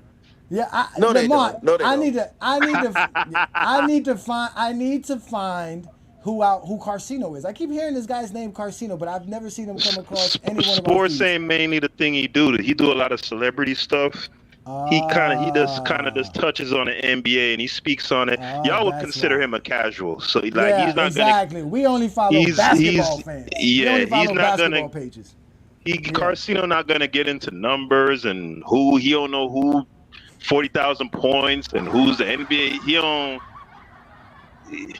He's gonna be more talk about the will to win and killer instinct. He's that guy. Yeah, you need the Avengers versus Thanos, my friend. Yeah. You will need that. Shout out to you though, Dart. You a brave man. You love this debate stuff. Like you said, you are a debate. You're a debate broker. So if you guys ever want to get any debates going on, Dart sets them up all the time. He has debates on his platform all the time about anything. They do it. They do have a lot of content over there at Michael Jordan Fans of the Best page. So go ahead and check out Dart and subscribe to his channel, especially if you are a Michael Jordan fan. I am the worst debater on my show according to my subscriber. I heard you had to ask them permission to debate me. Is that true? Did you ask them for favor first to say should I go debate Ajani? Because I know All you right, like I'm doing breaking that. up here, so I don't know if I'm still on, but I'll see you on Saturday. All right, Dart. Enjoy yourself, my friend. Thank you. Be safe. Don't drink and drive. Oh my God, those guys are funny over there. Oh, Dart, you're gonna embarrass yourself. I really feel bad for you, my friend. I really do. This is gonna be great. Oh my God. So now again, the debate topic will be Dart and I will debate who's greater, which is basically the GOAT conversation. It's another GOAT debate between Ajani and a Michael Jordan fan who, well, we'll talk about how much of a Michael Jordan fan he is when we get to that debate, if we really want to talk about that. But we're talking Kobe Bryant, because I forgot that y'all sit here and lied about Kobe Bryant not being better than Michael Jordan. Hey, I don't that I trivia don't show was appreciate it. raw too, Johnny. That was a fun show. I appreciate that, man. Thank you, man. I was trying to give y'all something, but y'all never could tell me nothing about Michael Jordan's career. I got to go find out for myself. Shout out to Lamont, who's in the building. So Lamont, we're gonna try to You set this. We're gonna try to set this up for next week, next Saturday. I just okay? gotta confirm with the wife. We're gonna try to do a 6 p.m. Saturday debate. If it's not next Saturday, we're gonna try to do it the Saturday after. But Dart has to give me a confirmation if we can't do it the Saturday coming up. So, what are you looking forward to, and what do you got for us in today's topic, sir? No, I was just saying if y'all can set a date, I can like try to promo it early, try to make it because every time we do the debates like that, they always turn out to be real big anyway. So I just want to get a set date so I can start Okay, shooting out stuff on social media so to get it hyped up. Maybe clip up some stuff to make some hype videos for it. no, most definitely.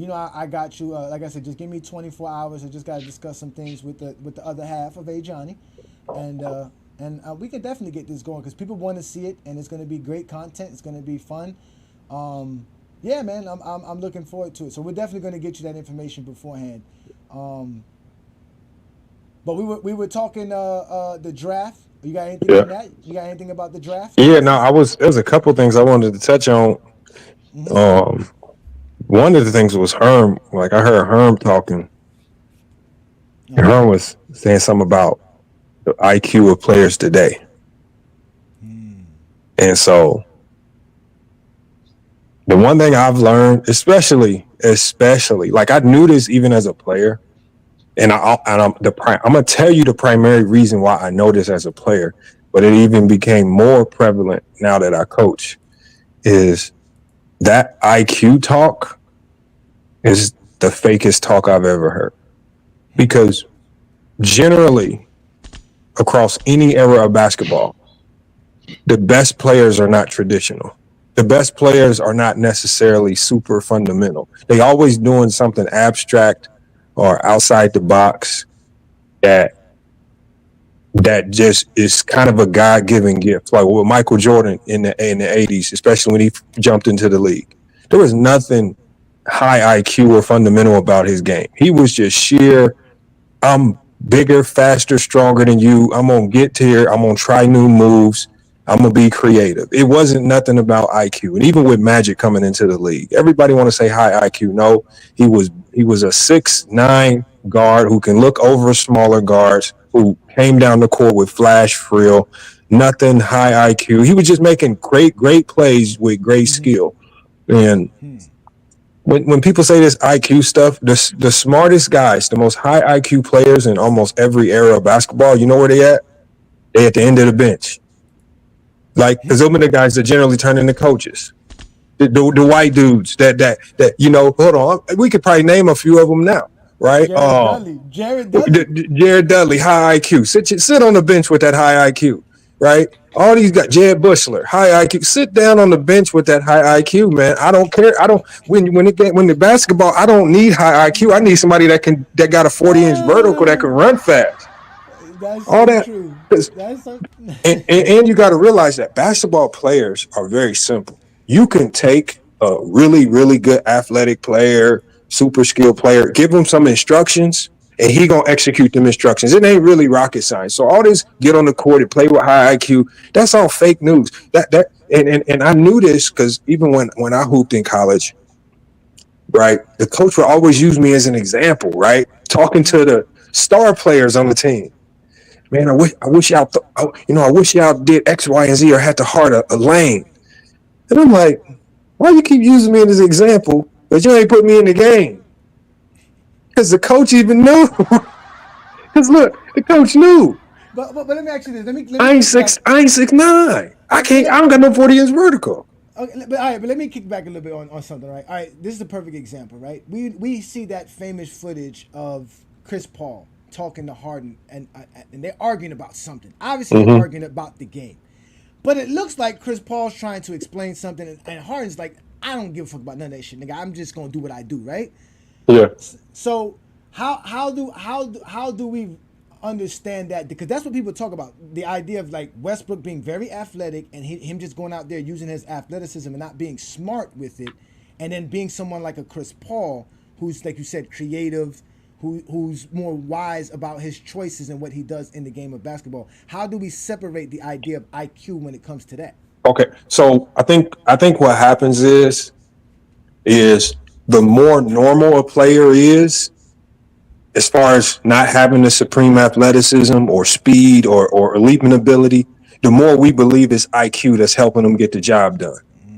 Right. So when people, like, somebody used Jokic as an example, and they try to say Jokic is high IQ because he's slow. No, he's just a slow player that's really good. That don't mean he's high IQ. Right? He just a slow player like Luca. Luca be making some silly mistakes out there.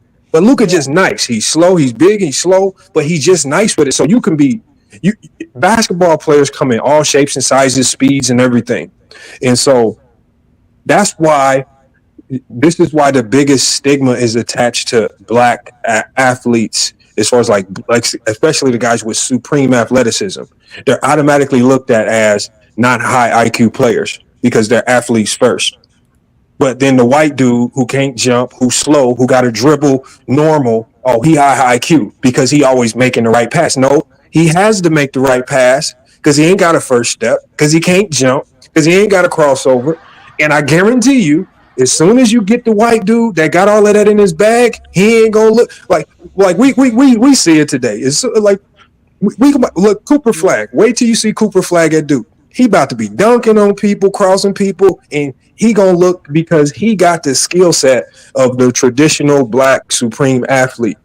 He not about to sit there, Like Brent So Berry, that, like Brent Berry. Nobody yeah, ever says Brent Barry Brent would Berry. poke on you too. Yeah, nobody says Brent Berry is a high IQ player. Some to that degree. No, they only like John Stockton. They say John Stockton's high IQ because he kind of a slow, methodical white dude. They don't make him high IQ. He made just as many mistakes as any other point guard. They said about Kobe and Jordan, they're athletic, They say, what about Kobe and Jordan? that they're intelligent players, and they What play the makes game in a. hold on. See, the thing is, these are attributes. Like, all great players are smart players. If you are a great player, Shaq was a high IQ player. If to be great, especially at the NBA level, you automatically get to me. You automatically get the nod as a high IQ player. Westbrook is high IQ. Anybody that can be an all star in the NBA, you naturally qualify as a high IQ player because that's like Right. less. That's like They less than said about 1% of all basketball players ever. they said about LeBron too. He's renowned No, for being a yeah, you know. but a lot of people say he don't. They say they bring up his turnovers and Yeah, things but of that No, that's but nature. he is LeBron a is a high great IQ player player. though. Like when do y'all credit? Ask yourself this: when do you credit the 14th man on the bench? Right. A lot of times we don't even talk about the guys on the bench as high IQ Yeah, how because come Udonis Haslam isn't considered somebody with high IQ? exactly. But see, they pick and choose. Johnny. It's just another one of those weird attributes where '90s fans like to pick and choose who to give it to because they like 90 fans really don't have any true criticisms of players of the day. So what they do is they say something that can be argued. Oh, they low IQ. Well, what does that mean? What are they doing that's low IQ? What are they doing? Are they turning it over? Well, Magic turned it over. Stockton turned it over. Jordan But turned it over. Barkley turned it over. Yeah, David Robinson. What are y'all you know, talking about? yeah, you know who has a high IQ and nobody would expect it or say it? Patrick Beverly. Like Patrick Beverly is Yes. intelligent as hell, very smart on the basketball court. Like very it's true. Got you. I see what you're saying now. I get what you're saying. It's predicated on your play style more than the actual ability to think of the game of basketball. Like you said, it's true. So If you're so so so Lamont, you don't feel like there's any separation between any players insofar as what we would consider like a cerebral approach to the game? You Oh, you just bro, kind of bro, I'm telling you right now, ain't nobody stepped onto a basketball court and beat a great player with his brain, just his brain alone. It takes, it takes like like I say, you can put together a team of all the smartest players that you can think of, the Stocktons, all the high IQ yeah, but guys. that's kind This of is extreme though. I'm that's saying not though, an do you extreme. would you What I'm say saying is this high IQ does it nonsense exist? is Does it fake. exist any? So in your opinion, it just doesn't exist. Period. No, what I'm saying is all great players are high IQ in their own way. That's it. That's what I'm saying. If So you're what he if so what you're he, a what great he what player, no you're what high he's IQ. saying. He's saying the way it's attached to players is false, not that it Yes. doesn't exist. It's the nah, I way get what he's saying. I it's the get way what you he's attach saying. it. Like right here, look, somebody want to argue with me. Shout out to you, Juan Stockton. I don't know if you know Cause I basketball. feel like that about Patrick Beverly is smart. Patrick I Beverly is an feel like that intelligent about basketball player. Andre Miller. I love I don't know what it is. Cause when I would look at him, I was like, Uh-huh. how the fuck is he getting it? How is he doing this? This Well, little because he's not fat little. because you think because he's not athletic, it has to be IQ that got him the job done. I can't think of what else it could be. Like, cause dude, No, I'm looking at him, that's but not then I see that. IQ. No, this will hear me out though. I'm That's speaking to skill. your point. I'm speaking to your point. I agree, but you do tend to look at the less athletic guys, especially if they're able to play on a high level. You feel me? So Hey, what is a lot of validity to what who's you're higher saying, IQ, Andrew Miller or Russell Westbrook? Andre Miller, no doubt about it, See, you see, that's the biggest lie ever told. hands Ain't down. because you know what? No coach in his right mind ever in his life will take a prime Andre Miller over a prime Russell Westbrook. It's the, See, the thing is, all that IQ those are you throw it two in the different garbage can them two different because when the going arguments get though. tough, and you got a prime Russ and you got a prime Andre Miller, ain't no coach in his right mind ever in life gonna take no prime Andre Miller over no prime Russell Westbrook I because don't it's know, fake. bro. No, you saying that now to justify your argument, but Ah. it's fake logic. It's fake. I It's would stupid. say, Lamont, I would say a standalone player is obviously not. But in a Because that's what particular, matters most. Like you said, standalone players. yeah. If I'm grading them as players, there's no argument. Obviously, I mean, come on. But I'm saying, if within the confines of a team, if I have a particular sort of team, there are instances, just like there are instances I would favor a Dennis Rodman over a Chris Bosh, even though obviously it's a standalone player. Chris Bosh is better than Derek Rodman. What is his damn name? Dennis Rodman.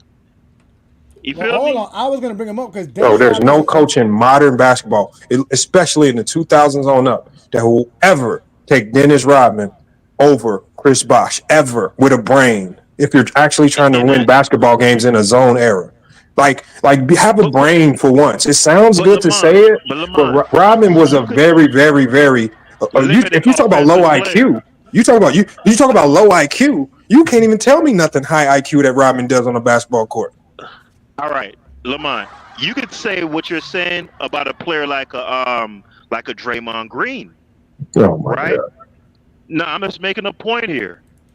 Chris because Bosh is he's obviously better unathletic. than Draymond Green as a no, not the athletic thing. I'm saying where a guy could be a lesser player than another player, but given a particular scheme or a particular team, that a certain guy may be a better fit, even though he's an inferior player. Does that Okay, make? so let's just take away that if you a GM of a team and you got 0 players on your roster, and you got to Oh, start there's with a no guy. doubt. Yeah, there's no doubt. You ain't Are you even going got to to start tell with me. the high IQ guy, or are you going to start with the star?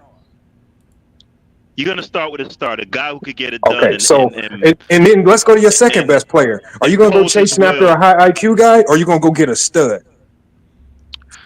You're gonna get a stud, but sometimes Oh, those. okay. But Oh, so now we Lamont, got 2 studs on the team. no, So but you ain't going to get listen, the high listen. IQ till you get to that bench. No, but I'm saying no, not necessarily. Until you Man, until you go sign Patrick Sometimes Beverly and Jared Dudley. no, but Lamont, sometimes the high IQ and athleticism and all that happen to coincide no, in no, one what player. y'all don't want to admit though Y'all problem is y'all don't want to admit that all of these great players are high IQ. Russ is high IQ. Let's All start. these Let's guys. start. Some Hold on, players wait. are Let's start. smarter All than right, let's others, do. though, I man. Peter. Let's do this, Peter. Let's do this for the sake of what Lamont is saying, because I got what Lamont is saying. We all understand what Lamont's saying. What player that is great and athletic has no IQ? Yeah, come on, now, that's ridiculous. Listen, But that's what what? he's trying to. That's what That he's proves trying my to. point. That's what he's Yeah, trying to say. but listen, That's what hey, you. Johnny, You Some see what I'm players that's are saying? like, smarter than all others, right, though. that's like No, there saying are who? some players smarter Hold than on, others. That's that's like true. saying, yeah, that's my point. That's like saying name somebody in the NBA who isn't athletic, No, but right? yeah, but the common theme, Johnny, is Obviously, that players of the day don't have high IQ. Yeah, no, but no. So Listen, what Lamont's trying to say is that you can't use somebody's high IQ to make them better than the next player. Like, there's no way to do that. Even if somebody is not as smart as Chris Paul is, but at the end of the day, you can't tell me Chris Paul, with all his knowledge and everything, is still better than Trae Young.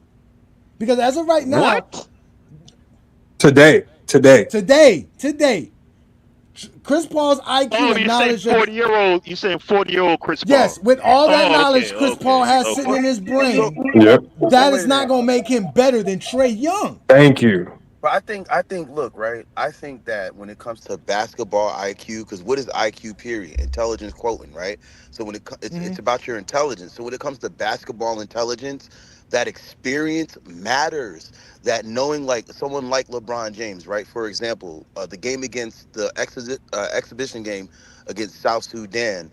Down late in the clock when he had to go for that layup, he switches over to his left hand, I believe, to Bro, avoid that's the. not IQ, man. Hold on. Wait, can I finish? Can I finish? Can I finish? That is not Can IQ. I That's just finish, me bro? being Can I bigger, finish? stronger, and Let me finish. Let me faster. finish. Let me finish. Hey, what Let me kind of finish. mic you Let me got, finish. man? You got a So, bully mic, bro. Like, what the hell? How's your mic listen, so powerful, bro? it's I got a JDR so stopper. so You look, gotta right? buy one of those. So what I'm saying I what got I a was saying JDR is stopper 500. what I was saying was that in that Give it, Rita. Give situation. us some money so we can get one of them JDR stoppers.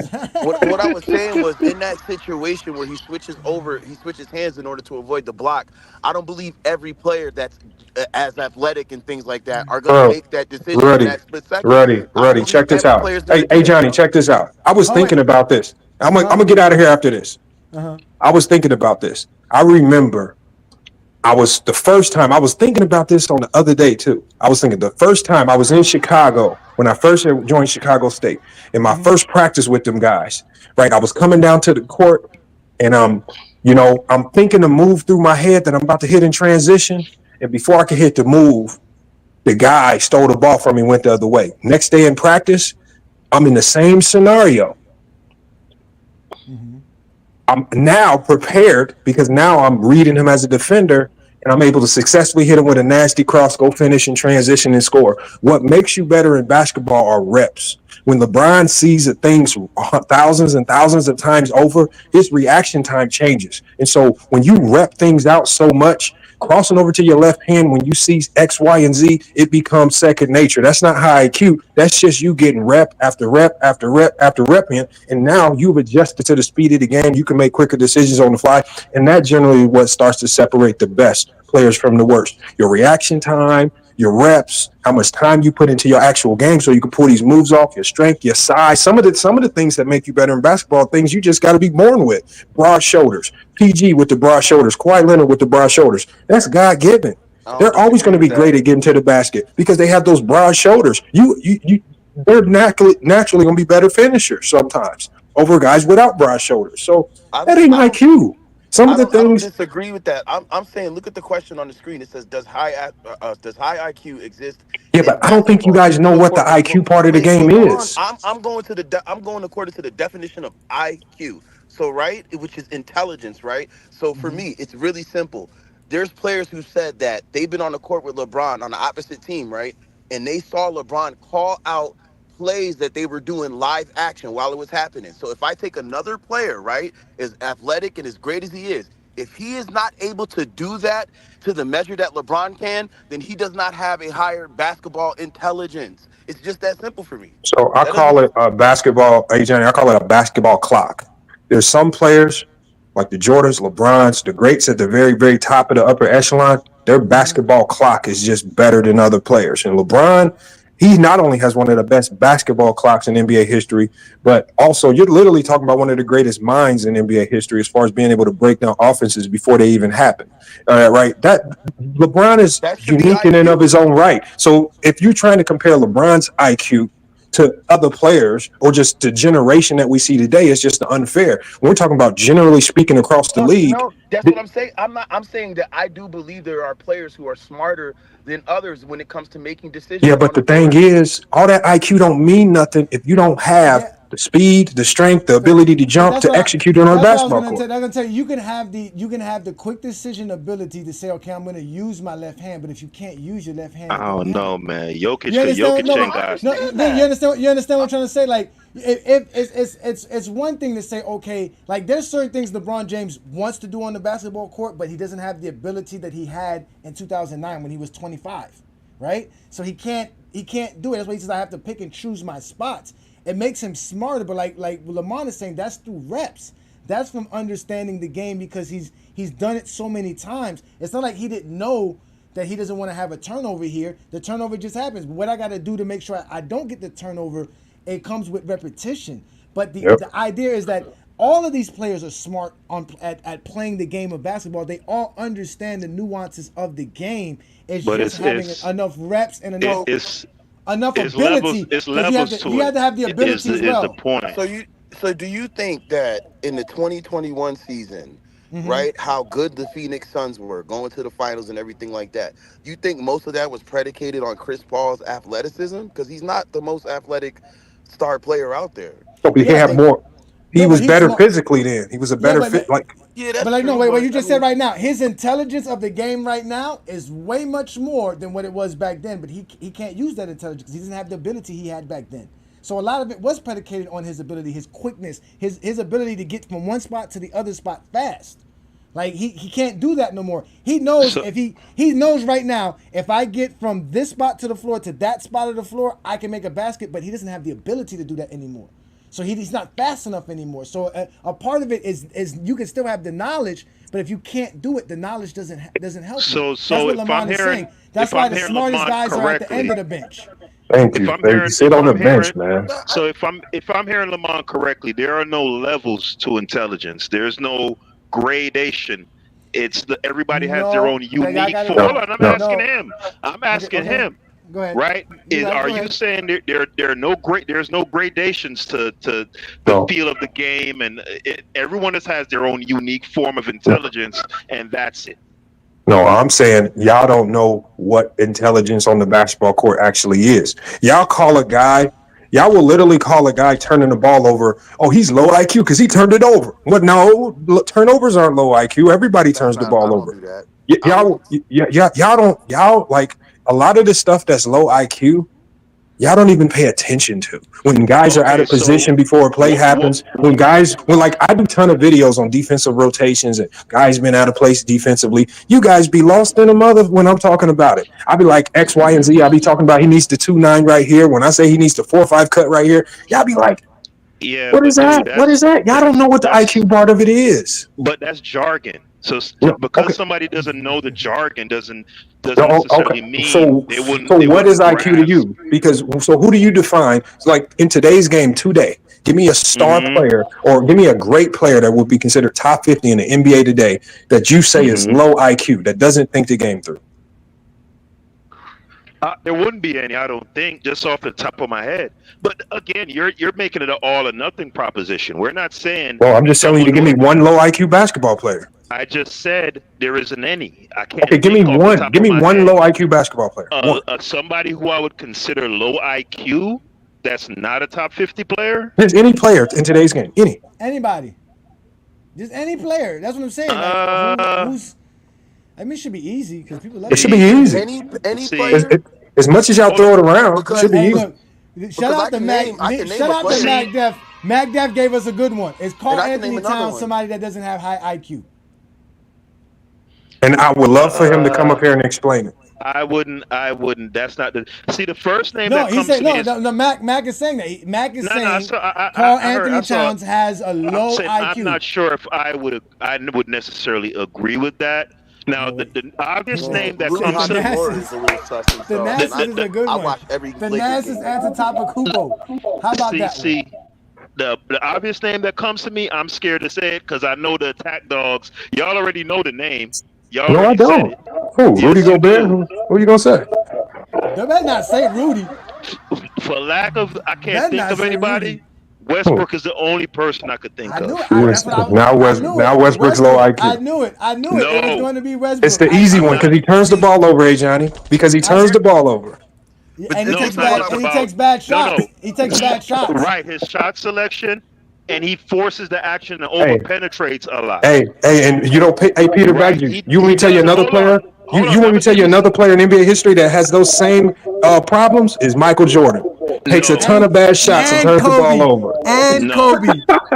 No. Kobe, you Low can say. IQ, hey Johnny. Low Kobe, you IQ, hey can Low say. Johnny. IQ. Low IQ. I'd Taking. Oh agree. wait. Taking a turnaround fadeaway contested mid-range shot is a horrible and completely low IQ shot. No matter It what is. you say. If you're shooting at a bad clip and you keep doing it, Oh, that's low he IQ. said the bad shit. Hold Yes. on. When Wait, did Yes. wait, That's Jordan what ever wait, zones wait, stop wait. No, no, no, matter. no, shooting? no, no. Peter, do you think anybody takes a Uh-huh. turnaround fadeaway contested 18-footer at an efficient All rate? right. Do I get to answer? No, no, Do you I know get I'm to gonna give you the jump answer. in But the I'm answer? make You sure. just No, asked wait. a I'm question. gonna ask you the You question just again. I asked a want to make sure question. you on. Oh, wait, Go wait, wait. ahead. I want to make sure Ask because it you again. listen. Go ahead. Do you think any Mm-hmm. player that takes a Uh-huh. turnaround contested fadeaway 18-foot jump shot shoots it at Mm-hmm. an efficient rate? All right. I'm gonna go ahead and answer now. Not only do I think it, I know it because I saw a player.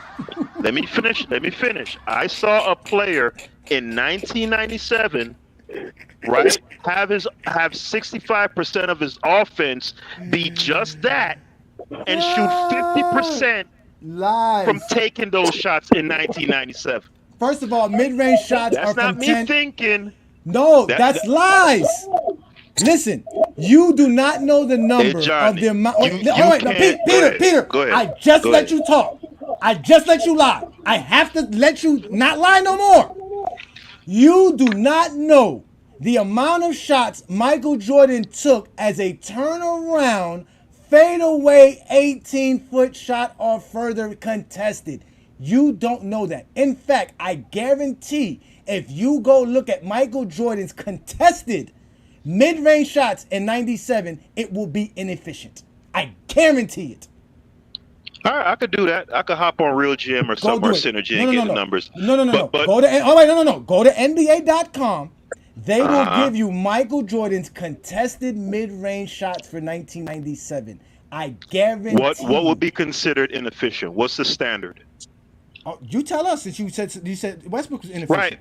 I don't know because if on a contested shot, what would be considered like Wait the a base? minute. Wait All a right, minute. for example, So wait, why? Oh, no, for no, no, three. no, no, Hold no, no, on, no, no, because you just said something. I see. This is why I gotta correct you guys when we talk basketball. You stated someone had an inefficient shot rate, but you don't know what who an inefficient rate is. I That's didn't. I weird. did. Who did I say had an inefficient shot Westbrook, rate? Westbrook, No, I was talking about his decision making. The based off over. of his inefficiency, but you don't know what the inefficiency rate is. So how Well, can Westbrook have an actually inefficient we shot do. We rate? do, Johnny. So, All right, for so Peter, example, for Peter No, no, Paggies, no. if Wait. I tell, Go ahead. I want Peter to explain this. Peter, what is an inefficient shot rate from mid range? So for 3-point shooting, the standard is typically 40%, right? Yeah, for 3 point, No, no, 40% is hell no. What considered are you talking about? bro. 40% and Do you know above. how? Oh wait, do you know how good you have? You know how good you are as a 40% No, 3-point I'm shooter? saying 40% is considered elite. That's like the Okay, standard for elite. okay. Am Correct. I Okay, wrong or continue. right on that? No, no, you're Just right. You're You're like right. Okay, still that's like super elite if you can maintain 40%. but go ahead. Go ahead. I'm Continue. I saying want to that's find out. considered the Lamar. Uh I'm huh. saying that's considered the benchmark. If you hit that number, you are an elite 3-point shooter, Okay. right? Uh huh. Likewise, from the field, traditionally or conventionally, is considered to be 50%, right? So, likewise, that's what I'm saying. Using those as like a kind of a guide on a contested shot, what is like league average, and then what is the player shooting in comparison to league average on those type of shots. I don't know. I know the standard for 3-point shooting. I know the standard for regular field goals. I don't know the standard for contested. Is that fair? Like, am I talking gibberish? No, you're fair. No, you're right. But guess what?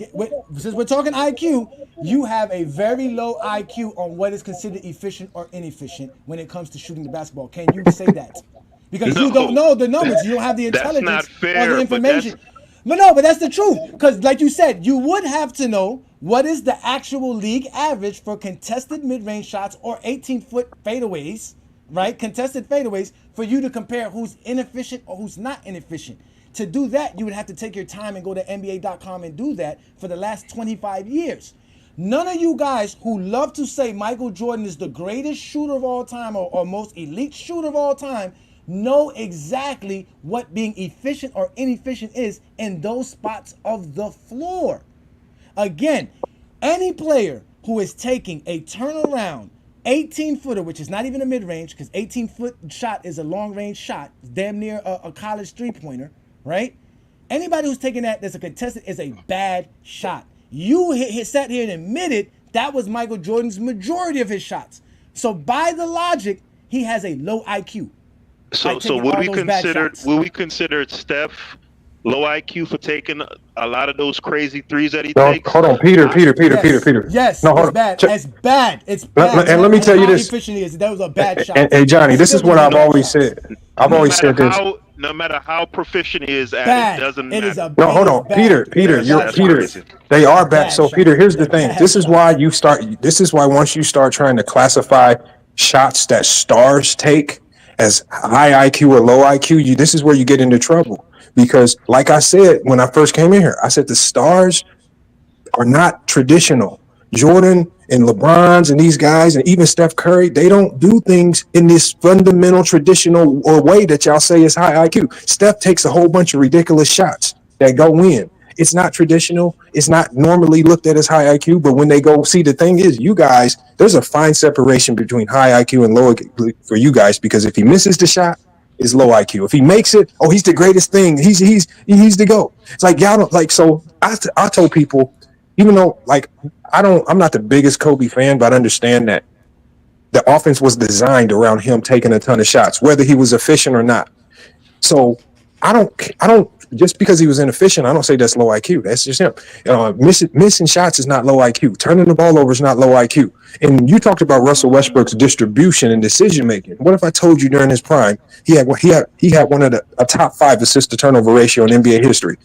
He had like a 7-year stretch where he was looking like he had numbers that matched like the top 5 players in NBA history. How is that bad decision making? Oh my God, Lamont. I mean, getting Shaq traded is low IQ. That's what I'm saying. Like I think that I'm not basing it on that. I really do believe that you need those reps, you need that body, you need that talent and athleticism. But I'm not going to remove experience from intelligence, because a part of intelligence is experience. That being intelligent in something means that you're experienced in it, that you've done it for an amount of time, that you've gotten those reps in. I'm not going to disqualify that from intelligence when it comes to basketball intelligence. And I'm not going to say that every single player in the NBA has the same level of basketball intelligence. That's ridiculous. There's some, for me, but there Lamont are just didn't say that. That's not what Lamont said. What Lamont said is this. No, this is what Lamont's basically saying, that all players that are in the NBA, especially at any elite level, has high IQ in the game of basketball. So they're all smart at playing the game of basketball. The problem is we don't have high IQ basketball fans who talk the game like Mac Def. Mac Def believes Michael Jordan shot 50% from the mid-range between 1988 and 1997, when there is only evidence of that for 1997. Yeah, but Johnny, you do know, like, there are sites that have the shot chart, like Real GM. They did the shot chart for years other than 97. They do not have Michael Jordan's I'm telling you, they have them. Do you guys understand? There is no footage to do this. We've been arguing about this all that there is. Thank you. No, I can prove you wrong. John, they can barely get all the games for 1988. John Arnett found 20-something games from 1988. No, he actually was able to find all of them. He just No, he watched only wasn't. No, he in did. the See, why you video. guys lie? My God. No, he found a bunch of games from the 80s, but he only Right. found like 12 of Michael Jordan's games. For what year? 1988. I gotta go back and watch the video again. He doesn't have all 82 games. He He doesn't have. Listen, just like when I went and film studied 10, 12 Michael Jordan games and he shot 45% from the mid-range or outside of the paint, that's not a actual barometer of how good Michael Jordan shot. Because in that same 10-game span, Michael Jordan shot 60% from the field, which we know he never shot for his career. We do not know Michael Jordan's true mid-range shooting efficiency. It is oblivious to us. And if you have a high IQ, you can admit that. If you have a low IQ, you can create narratives and myths to say Michael Jordan has a 50% I don't know. I gotta shooting. go back and Do watch you know that, how Johnny. good you have to be at mid-range shooting to shoot 50% for a decade? I could argue that Jordan was a low IQ player, to be honest. I've done it. I've done my due diligence. Yeah. I went and found. Wait, no, Peter. It's my turn. I let y'all speak. It's not time for me to cook. I went and found all the mid-range shooting in the NBA during LeBron's span. The average mid-range shot is 39% during LeBron's era. 39% is the league average from mid-range in LeBron's era, the era of the best shooters in NBA history. So what do you think Michael Jordan's era was? It was definitely under 39%. Now, Michael Jordan is recorded for his 4 NBA seasons at 44.5% from the mid-range by NBA.com. That's good. That's really, really good. It's not the best. There's players with better than Michael Jordan. Kobe Bryant shoots 42% for his career, and we have his entire career to log it. I did the numbers. Again, Jordan's volume is crazy though. No, in 97, about 60 to 70% of Michael Jordan's shots came between 10 to 19 feet. That's what I'm saying. That's crazy volume. I got you there. Crazy. I got you there, but it was like at 40-something percent. It was at 44%, 46%. Now between 10 to 15, which is what's considered mid-range, or 16 feet, it was like at 49%. That was the best. That's what I'm saying. Shot. That's insane. That's not. There's players who shot like Kevin Durant who shot over 50%. Who shot close to 60%. He shot 55. He shot 55 from 10 to 15. Okay, that's right, incredible. It was There's on other far. players. Dirk Nowitzki. It was on far less volume. No, Kevin's matter. the best. See, percentage-wise, he's the highest one. But there's other players. There's other players that shoot very well from the mid-range, man. There's plenty of players that are great mid-range shooters, like Stephen Curry, like Klay Thompson. Steph's at 46% for his career. Which is excellent. But that's what I'm saying. But we have his whole career. We don't have Jordan's career. I guarantee you, if we add when Jordan was shooting 18% and 13% from three-pointers, that Jordan was shooting way less than 40% from the mid-range. But we don't have those numbers. That's not good reasoning. That is good reasoning because I watched Jordan shoot. He couldn't shoot. Couldn't shoot threes. He couldn't shoot. That's why they had to stop him from going to the paint because that's the only way Jordan could score. Jordan was known for being in the air, not for shooting shots. No one bought a pair of Michael Jordan sneakers thinking they were going to shoot the ball better. In the 80s. Dunk. No, they thought they were going to be able to dunk. In the 80s, by 1990, he was a proficient mid-range shooter. No, he wasn't. He only and by the end of the it doesn't matter. By the end, not enough. And volume absolutely matters. The reason why Steph is reputed as being the greatest shooter that ever lived is in large part to the fact that he takes like 10, 11 and still shoots it at 45%. And a lot of them are contested and a lot of them are off the dribble. So it's a combination of all those things. So yes, for me to go into an NBA game and shoot those shots, that's bad IQ because I'm gonna miss like 90% of the time. So if I'm doing it, then that's stupid. If Steph does it, it's not stupid. So when y'all say, "Oh, it doesn't matter if he makes the shot or not," yes, it does. It's a bad shot. It's a bad shot. No matter if he makes it or not, it's a bad shot. No one draws up a play for Stephen Curry to take a 30-foot shot off the dribble. That's a horrible play call. You can get fired as a coach if that is your game plan. It's That's what I'm horrible. saying. Steve, Nobody draws up a play so Kobe Bryant can take a 20-foot jumper contested, spinning off his back foot to score on a last second shot. That is a horrible play call. Your job is to find the easiest way to score the game of basketball. That is not the easiest way to score. You cannot be Stephen Curry and think that that's great shooting. It's not. That's why some of y'all say that today's game's horrible because everybody's doing what he's doing, but not realizing that if you shoot 35% from three-pointer, it's better than shooting 45% from mid-range. Yeah, but that's what I'm saying. Like, that's why when I looked at the question, does high IQ exist? Well, if it exists, it would have to be measured. And I think through experience, your IQ or your intelligence of the game overall can be measured.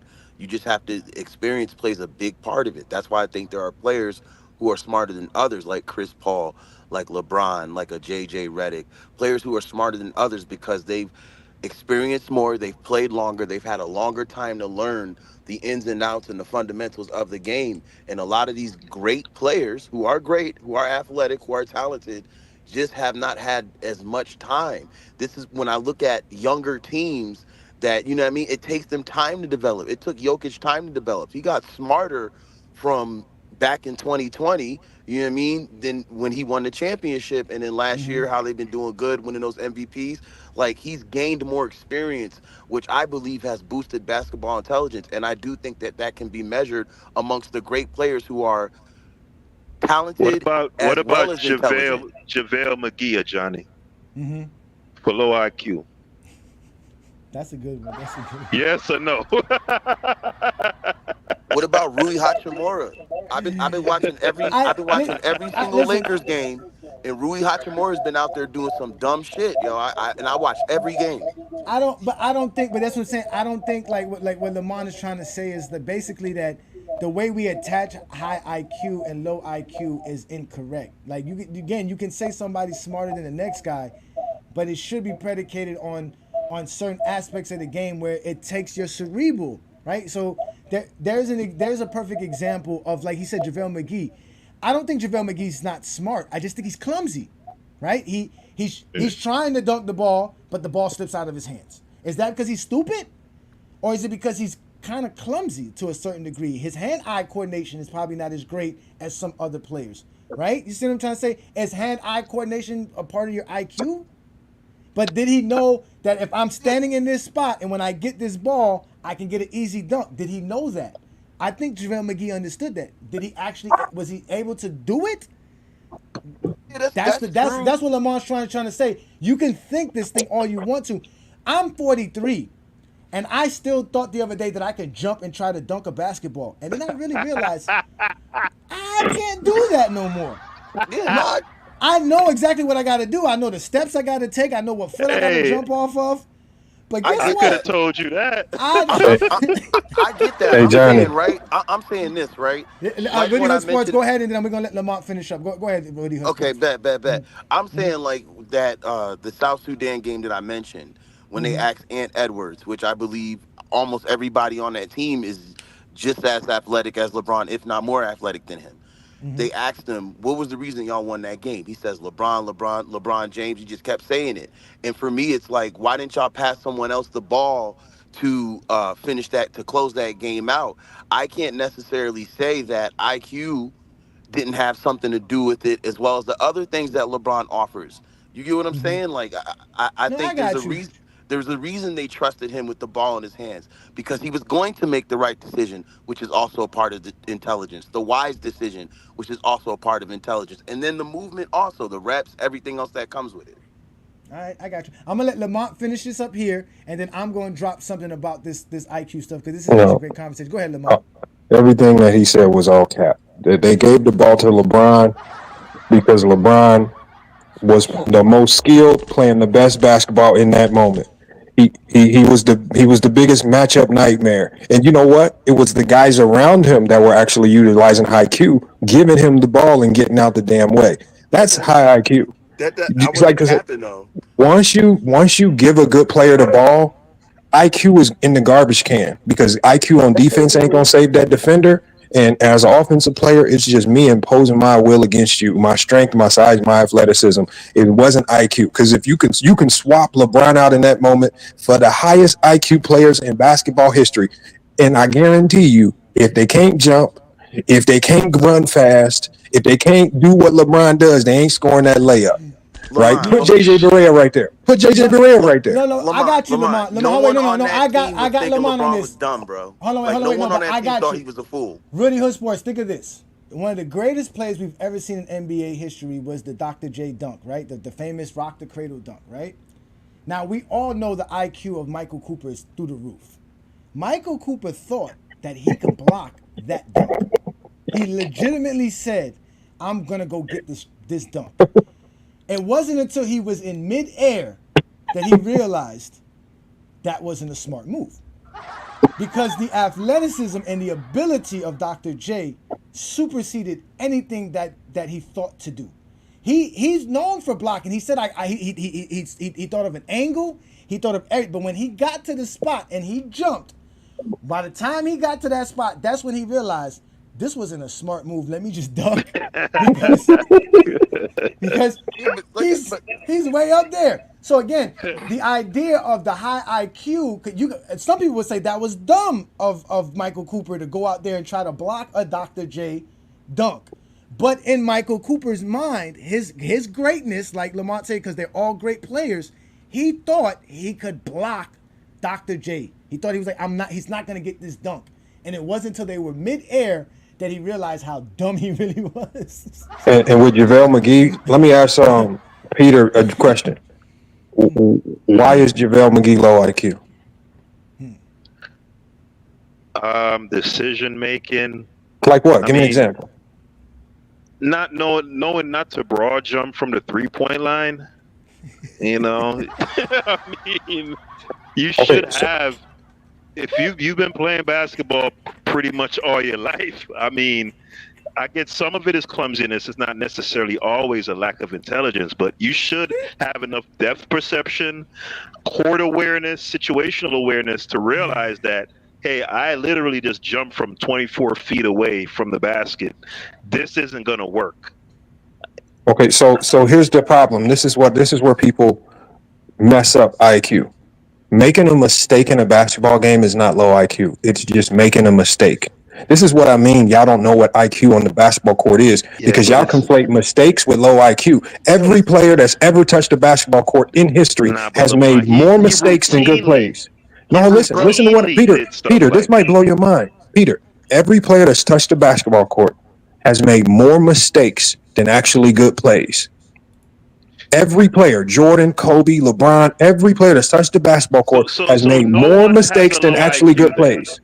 So when I'm sitting here telling you that, like, so if you saying one mistake, using one mistake, I can literally I can poll through Jordan's career and find a multitude of plays where he jumped or did something stupid where he knew he couldn't make the shot, but yet he still did it. Does that mean he's low IQ? All right, so who is low IQ then? Because from what you're saying is hold on. Let me ask him. No, I'm saying he doesn't know what IQ is. Wait, Lamont, because you and Ajani are saying two different things. Lamont is saying there is such a thing. Bro, I asked you a question. I asked you a very easy question. Wait. What question was that? My question was, okay, so do mistakes make you low IQ? No, if you make the same mistakes more than once, yeah, that your intelligence. Okay, so you're telling me that JaVale McGee made that one mistake that you just talked about, but then you saw him do it 2-3 times again. Way more than that. That's something that comes. I don't believe you've even watched that many JaVale McGee basketball games in your life to even know that. You're just using him as a scapegoat because he's just an easy target. So let me ask you then, Lamont. You don't disagree that IQ exists in basketball. You're saying we misapply the notion, right? So going by your metric, your superior understanding of the game. You don't know what my metric is. I don't. That's why I'm asking you. Why are you so sassy, bruh? I'm asking you a question, dude. by your understanding, your metric, who are some players you would consider to be low IQ? I would say so. This is what I've always said on my show. I don't believe there are naturally low IQ NBA players. I believe that NBA players are prone to making low IQ decisions. So, for example, J.R. Smith in the moment in the NBA Finals versus the Golden State Warriors, that was a low IQ moment, right? Magic Johnson with the tragic Johnson moment, that was a low IQ moment. So all players, see, what happens is you guys, knowing that all players have low IQ moments, what you guys like to do is you like to pick and choose who you give the label of low IQ to, even though Okay, all so players who would make you all of give those the mistakes. label? Who would you give the label? I So know. you're I saying just it. explained. You're Hold on. saying I it just doesn't explained to exist you. then. I just You're saying explained to it you that don't I don't exist. apply that. It's I no just explained one. to you. It's I no don't one. apply that So label that, but because he didn't every come out and straight up say it, hold on. Johnny. He going Listen, around listen. the mulberry bush. Like, what do Hold on, you? Peter. Peter, you got to think. Remember, I don't think basketball the way you do. You think you can just get a label of low IQ because what I'm saying is every player has low IQ moments. It doesn't mean you are a low IQ because you don't get to the NBA See? being low IQ. Oh wait, this Okay, is the Lamont. hold What on, no, no, happens, no, Peter? no. Hold on. Hey, Finish Johnny, what Lamont, because happens I is gotta end this. it. Yeah, go ahead, finish. Cause Yeah, what I want happens to is end it this, here. Peter. Your basketball career ended in middle school because you're low IQ. Anybody that's basketball career that didn't end in middle school means they are higher IQ than you. And for you to say that a guy like JaVale McGee is low IQ, yet his basketball IQ got him to the NBA and an NBA championship with the Warriors and a significant role with that Warrior team, and you're saying he's low IQ because you watched him make I a mean, mistake. Well, how many obviously, mistakes were we're you making to get cut from your middle school team? Lamont. Come on. Hold on. Obviously, I'm talking about within the context of the NBA. Like, come on, Okay, man. okay. Listen, let's end it here. Oh, we're gonna end it here. This is a perfect example why today's show was needed, right? Why I was saying about why we have to fix this GOAT debate. Remember earlier in the show, I told y'all Jordan fans, when they want to talk to you, they give you an argument. So what Peter's doing right now is trying to give Lamont's argument, which is somebody should have a low IQ. Lamont is basically saying he doesn't think any player has a low IQ. They have low IQ moments, meaning there's times they make mistakes. He just said it differently. Peter didn't like that answer because Peter can't respond to that.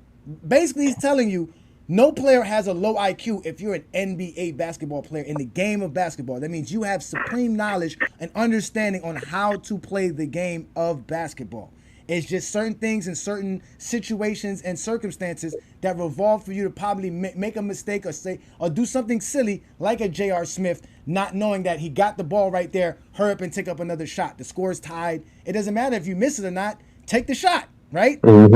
But it was a lapse in mind. And in reality, I believe he thought that shot was going to go in. And when he had the ball in his hand, he thought the free throw went in. And he just ran running to end the clock. Like he was thinking before the moment, basically. But either way, that's what Lamont's trying to say. But that's what we have to rectify this situation so that we can have these type of conversations without people trying to infer things on other people and impose them. Lamont stated what he stated. There is no such thing as low IQ in basketball. Any basketball player is intelligent. If you're great at the game of basketball, obviously you have a high IQ. If you're the guy at the end of the bench, the reason you're at the end of the bench is because you have a great IQ.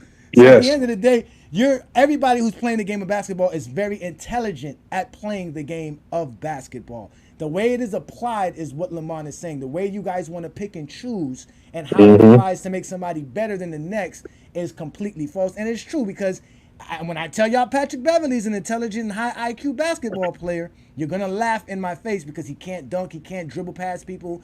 All he can do is defend. The reason he could defend is because he's super smart. People don't understand that. If you're a great defender, more than likely you're very intelligent. You have to be able to what's the word I'm looking for? Oh my God! You have to pre-think where the player's going. No tendencies, anticipate. Yeah, exactly. You got That wasn't my anticipate all point. that stuff. Like, So no, but anyway, I gotta let Mingo Jester up because he's very patient. He showed up. All right, I'm out of here, Johnny. He's going. Yeah, I appreciate you, Lamont. Y'all make sure to check out Lamont again. FYF and Goat James Kingdom is here. We ain't going nowhere. Shout out to you, man. So, Rudy Hud Sports, thank you for supporting me, brother. I can't let you get no last words. You too, Peter. You guys have been great because I actually got to get up out of here. We're gonna let Mingo Jester get his last words in. Mingo Jester, what's good, brother? What you got for me? I actually agree with what Lamont was saying. 'Cause that is pretty fact what he was saying. But at the same time, though, does that go for coaches too? I wanted to ask Lamont that. Does that go for coaches too? Like, can a coach have a low IQ, or is there no low IQ coaches? They just have low IQ moments. That's a good question. That is See, I was actually a gonna ask good Lamont question. that, but he left. Yeah. Oh yeah. You're gonna have to. Lamont gonna have to answer that in the comments. Y'all gonna have to do about that. That's actually a great question because we know coaches like let's just say example Darvin Ham was known for not being smart enough. There's moments you would say, well, what the hell is Darvin Ham doing? There was times during the Olympics people was asking, what is Steve Kerr doing? I would say those guys have high IQs because one thing that I would say is that what we don't see when we're gonna probably get to see now with this new Netflix documentary about the players. What's it called? I think the basketball stars or something like that with like LeBron and Ant-Man. We're going to see what these guys do when they go into a facility for practice. What films they're studying, how they're preparing for a game, what the coaches are giving, what strategies are being implemented. A lot of this stuff we don't really get a chance to see, which we do get to see like in football. We get an idea of how teams come up with a strategy, game plan, what coaches have to do. We see teams in teams meetings. We know there's a defensive team meeting, there's an offensive team meeting, there's the quarterbacks coaches, there's the tight end coaches. But we don't really know like what is going to be the role of Nate McMillan as a Laker assistant. What is the role of these guys that get hired as assistants and things of that nature? What is the game plan for JJ Redick? So these are the type of things we don't really see as basketball fans. That's why Shaq and the Fool is a dumb take. Instead of them giving us segments that can help us understand more, they show us a bunch of bloopers of players playing the game for entertainment purposes. So I do believe that, again, there are certain players smarter than other players. We're not going to say that there's not players that's not smarter than others. But at the end of the day, these guys are all professionals. Like, they have to show up to work. Can you imagine somebody telling you what you do every day at your job that you stupid at it? How would you feel? Yeah, but it's just like when people say Ben Simmons suck, right? If I say Ben Simmons sucks, right? Obviously Ben Simmons will fold me up. If he come to the park, he gonna embarrass me, and he finna embarrass 98, 99% of people in the world. Yeah, So because when we don't have their IQ because we stopped playing basketball in middle school, like Lamont oh said. my God. But that was when we say a person's low, obviously we talking within that context of the NBA, man. Like, come on, Lamont ain't say I nothing, got man. you. He was I just got you. Listen, Lamont will be. The one thing I like about Lamont, he stands 10 toes down. Lamont, when he has his stance, he's gonna stand on it, and he'll let you talk. And sometimes he does overtalk, but he does have a powerful mic. Shout out to you, Lamont, man. Thank That's you what for I'm saying. allowing We us got to on your touch on platform. this subject again, especially We that do, main we subject. do, we do, we do. I'm glad we actually touched on that instead of talking about Michael Jordan and LeBron. It was a great show. So I want to thank Mingle Jester. I want to thank you, Ready Hood Sports. I want to thank you, Peter, for joining me. You guys have been great. We were, again, like I said, we were talking about the NBA draft, and we were having a great conversation about that. And we leaned on to the basketball IQ conversation. We also were talking about Kobe Bryant being better than Michael Jordan. I had already asked you, Mingle Jester, why you guys don't put Kobe in front of Mike. You gave me your reasoning to why that was. Again, I need that JDR stopper mic over here. Y'all know I've been having some mic troubles a couple of shows. I need somebody to hit me with some super chat. Again, I see there's a lot of people in the comments, a lot of people watching the show. This is a FYF and a GJK collaboration. It is the Friday night exposure with the exposer. You guys hit that like button, hit the subscribe button, check out the membership and becoming a GOAT James Kingdom member, where we provide special perks to all of our members for being a member of our channel. You can always check what we do here in GOAT James Kingdom, because on Sunday we go live every Sunday noon Eastern time to talk about the GOAT of basketball, which is LeBron James. To this week's show on Sunday, we're going to talk about the greatest offensive players of all time and where LeBron James would rank as the greatest offensive player of all time. So join Brandon and I, which is GOAT James Kingdom show, every Sunday noon Eastern time. This is what we do. We talk the game of basketball. We're also going to be going live on FYF as well. You guys know you can always follow us on other platforms. We're available on YouTube, Facebook, IG, TikTok, Twitter, Discord, Twitch. We're all over social media. You can find both platforms, FYF and GOAT James Kingdom, on all of these different platforms. Also, don't be afraid to check out all the other shows that are on FYF, like In the Zone, Full Court Press, The Crossover, All right. So that's going to be a lineup throughout the week for you guys when you come check out FYF. But this is GOAT James Kingdom. We do it like none other. We talk nothing but the game of basketball. We don't run and hide from nothing. We prove why LeBron James the GOAT every time. We have no issues doing it. I'm Ajani the Exposer. I don't really care about how you feel. I only care about what you know when we talk in the game of basketball. If you don't know the game of basketball, you will get exposed by the Exposer very thoroughly on a Friday night. So y'all know what to do. You guys join me next Friday, 9 p.m. Eastern, as I will have another great topic, another great discussion. I want to thank all the panelists for showing up. Today's show was about the greatest draft class of all time, and I had put 2017 as that draft class because today's NBA is the greatest NBA. We're never going to see an NBA greater than this, or we've never seen an NBA greater than this. We might see something in the future. We don't know. But as of right now, we need to appreciate it. Players like Tatum, players like De'Aaron Fox, Donovan Mitchell, Bam Adebayo, OG Anunoby, Derek White, all praisable players. Malik Monk, these are all stars that give us great highlights night in and night out. And let's not forget the 2018 draft class, who gave us players like Luka Doncic, Trae Young, SGA, Jalen Brunson, Anthony Simons. We even got players like Lonnie Walker IV, Colin Sexton, Mitchell Robinson. All of these are from the greatest draft class that ever existed. So that's what I was talking about on today's show, because these last 5 years of the NBA, we've reached a peak that we've never reached before.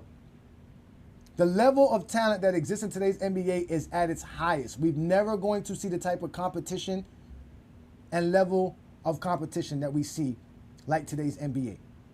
So ladies and gentlemen, I would like to thank you for joining me again on another Friday Night Exposure with The Exposer. You have now been exposed by The Exposer. Y'all enjoy the rest of y'all Friday night evening. Please be safe if you're out there having fun. If you're drinking, please don't drive. Get a designated driver. Again, ladies and gentlemen, this is GOAT James Kingdom. Peace and blessings. If you're a basketball fan and you're tired of basketball shows that talk about fake narratives and using non-basketball terms like killer instinct, playoff translation, gravity, come to GOAT James Kingdom.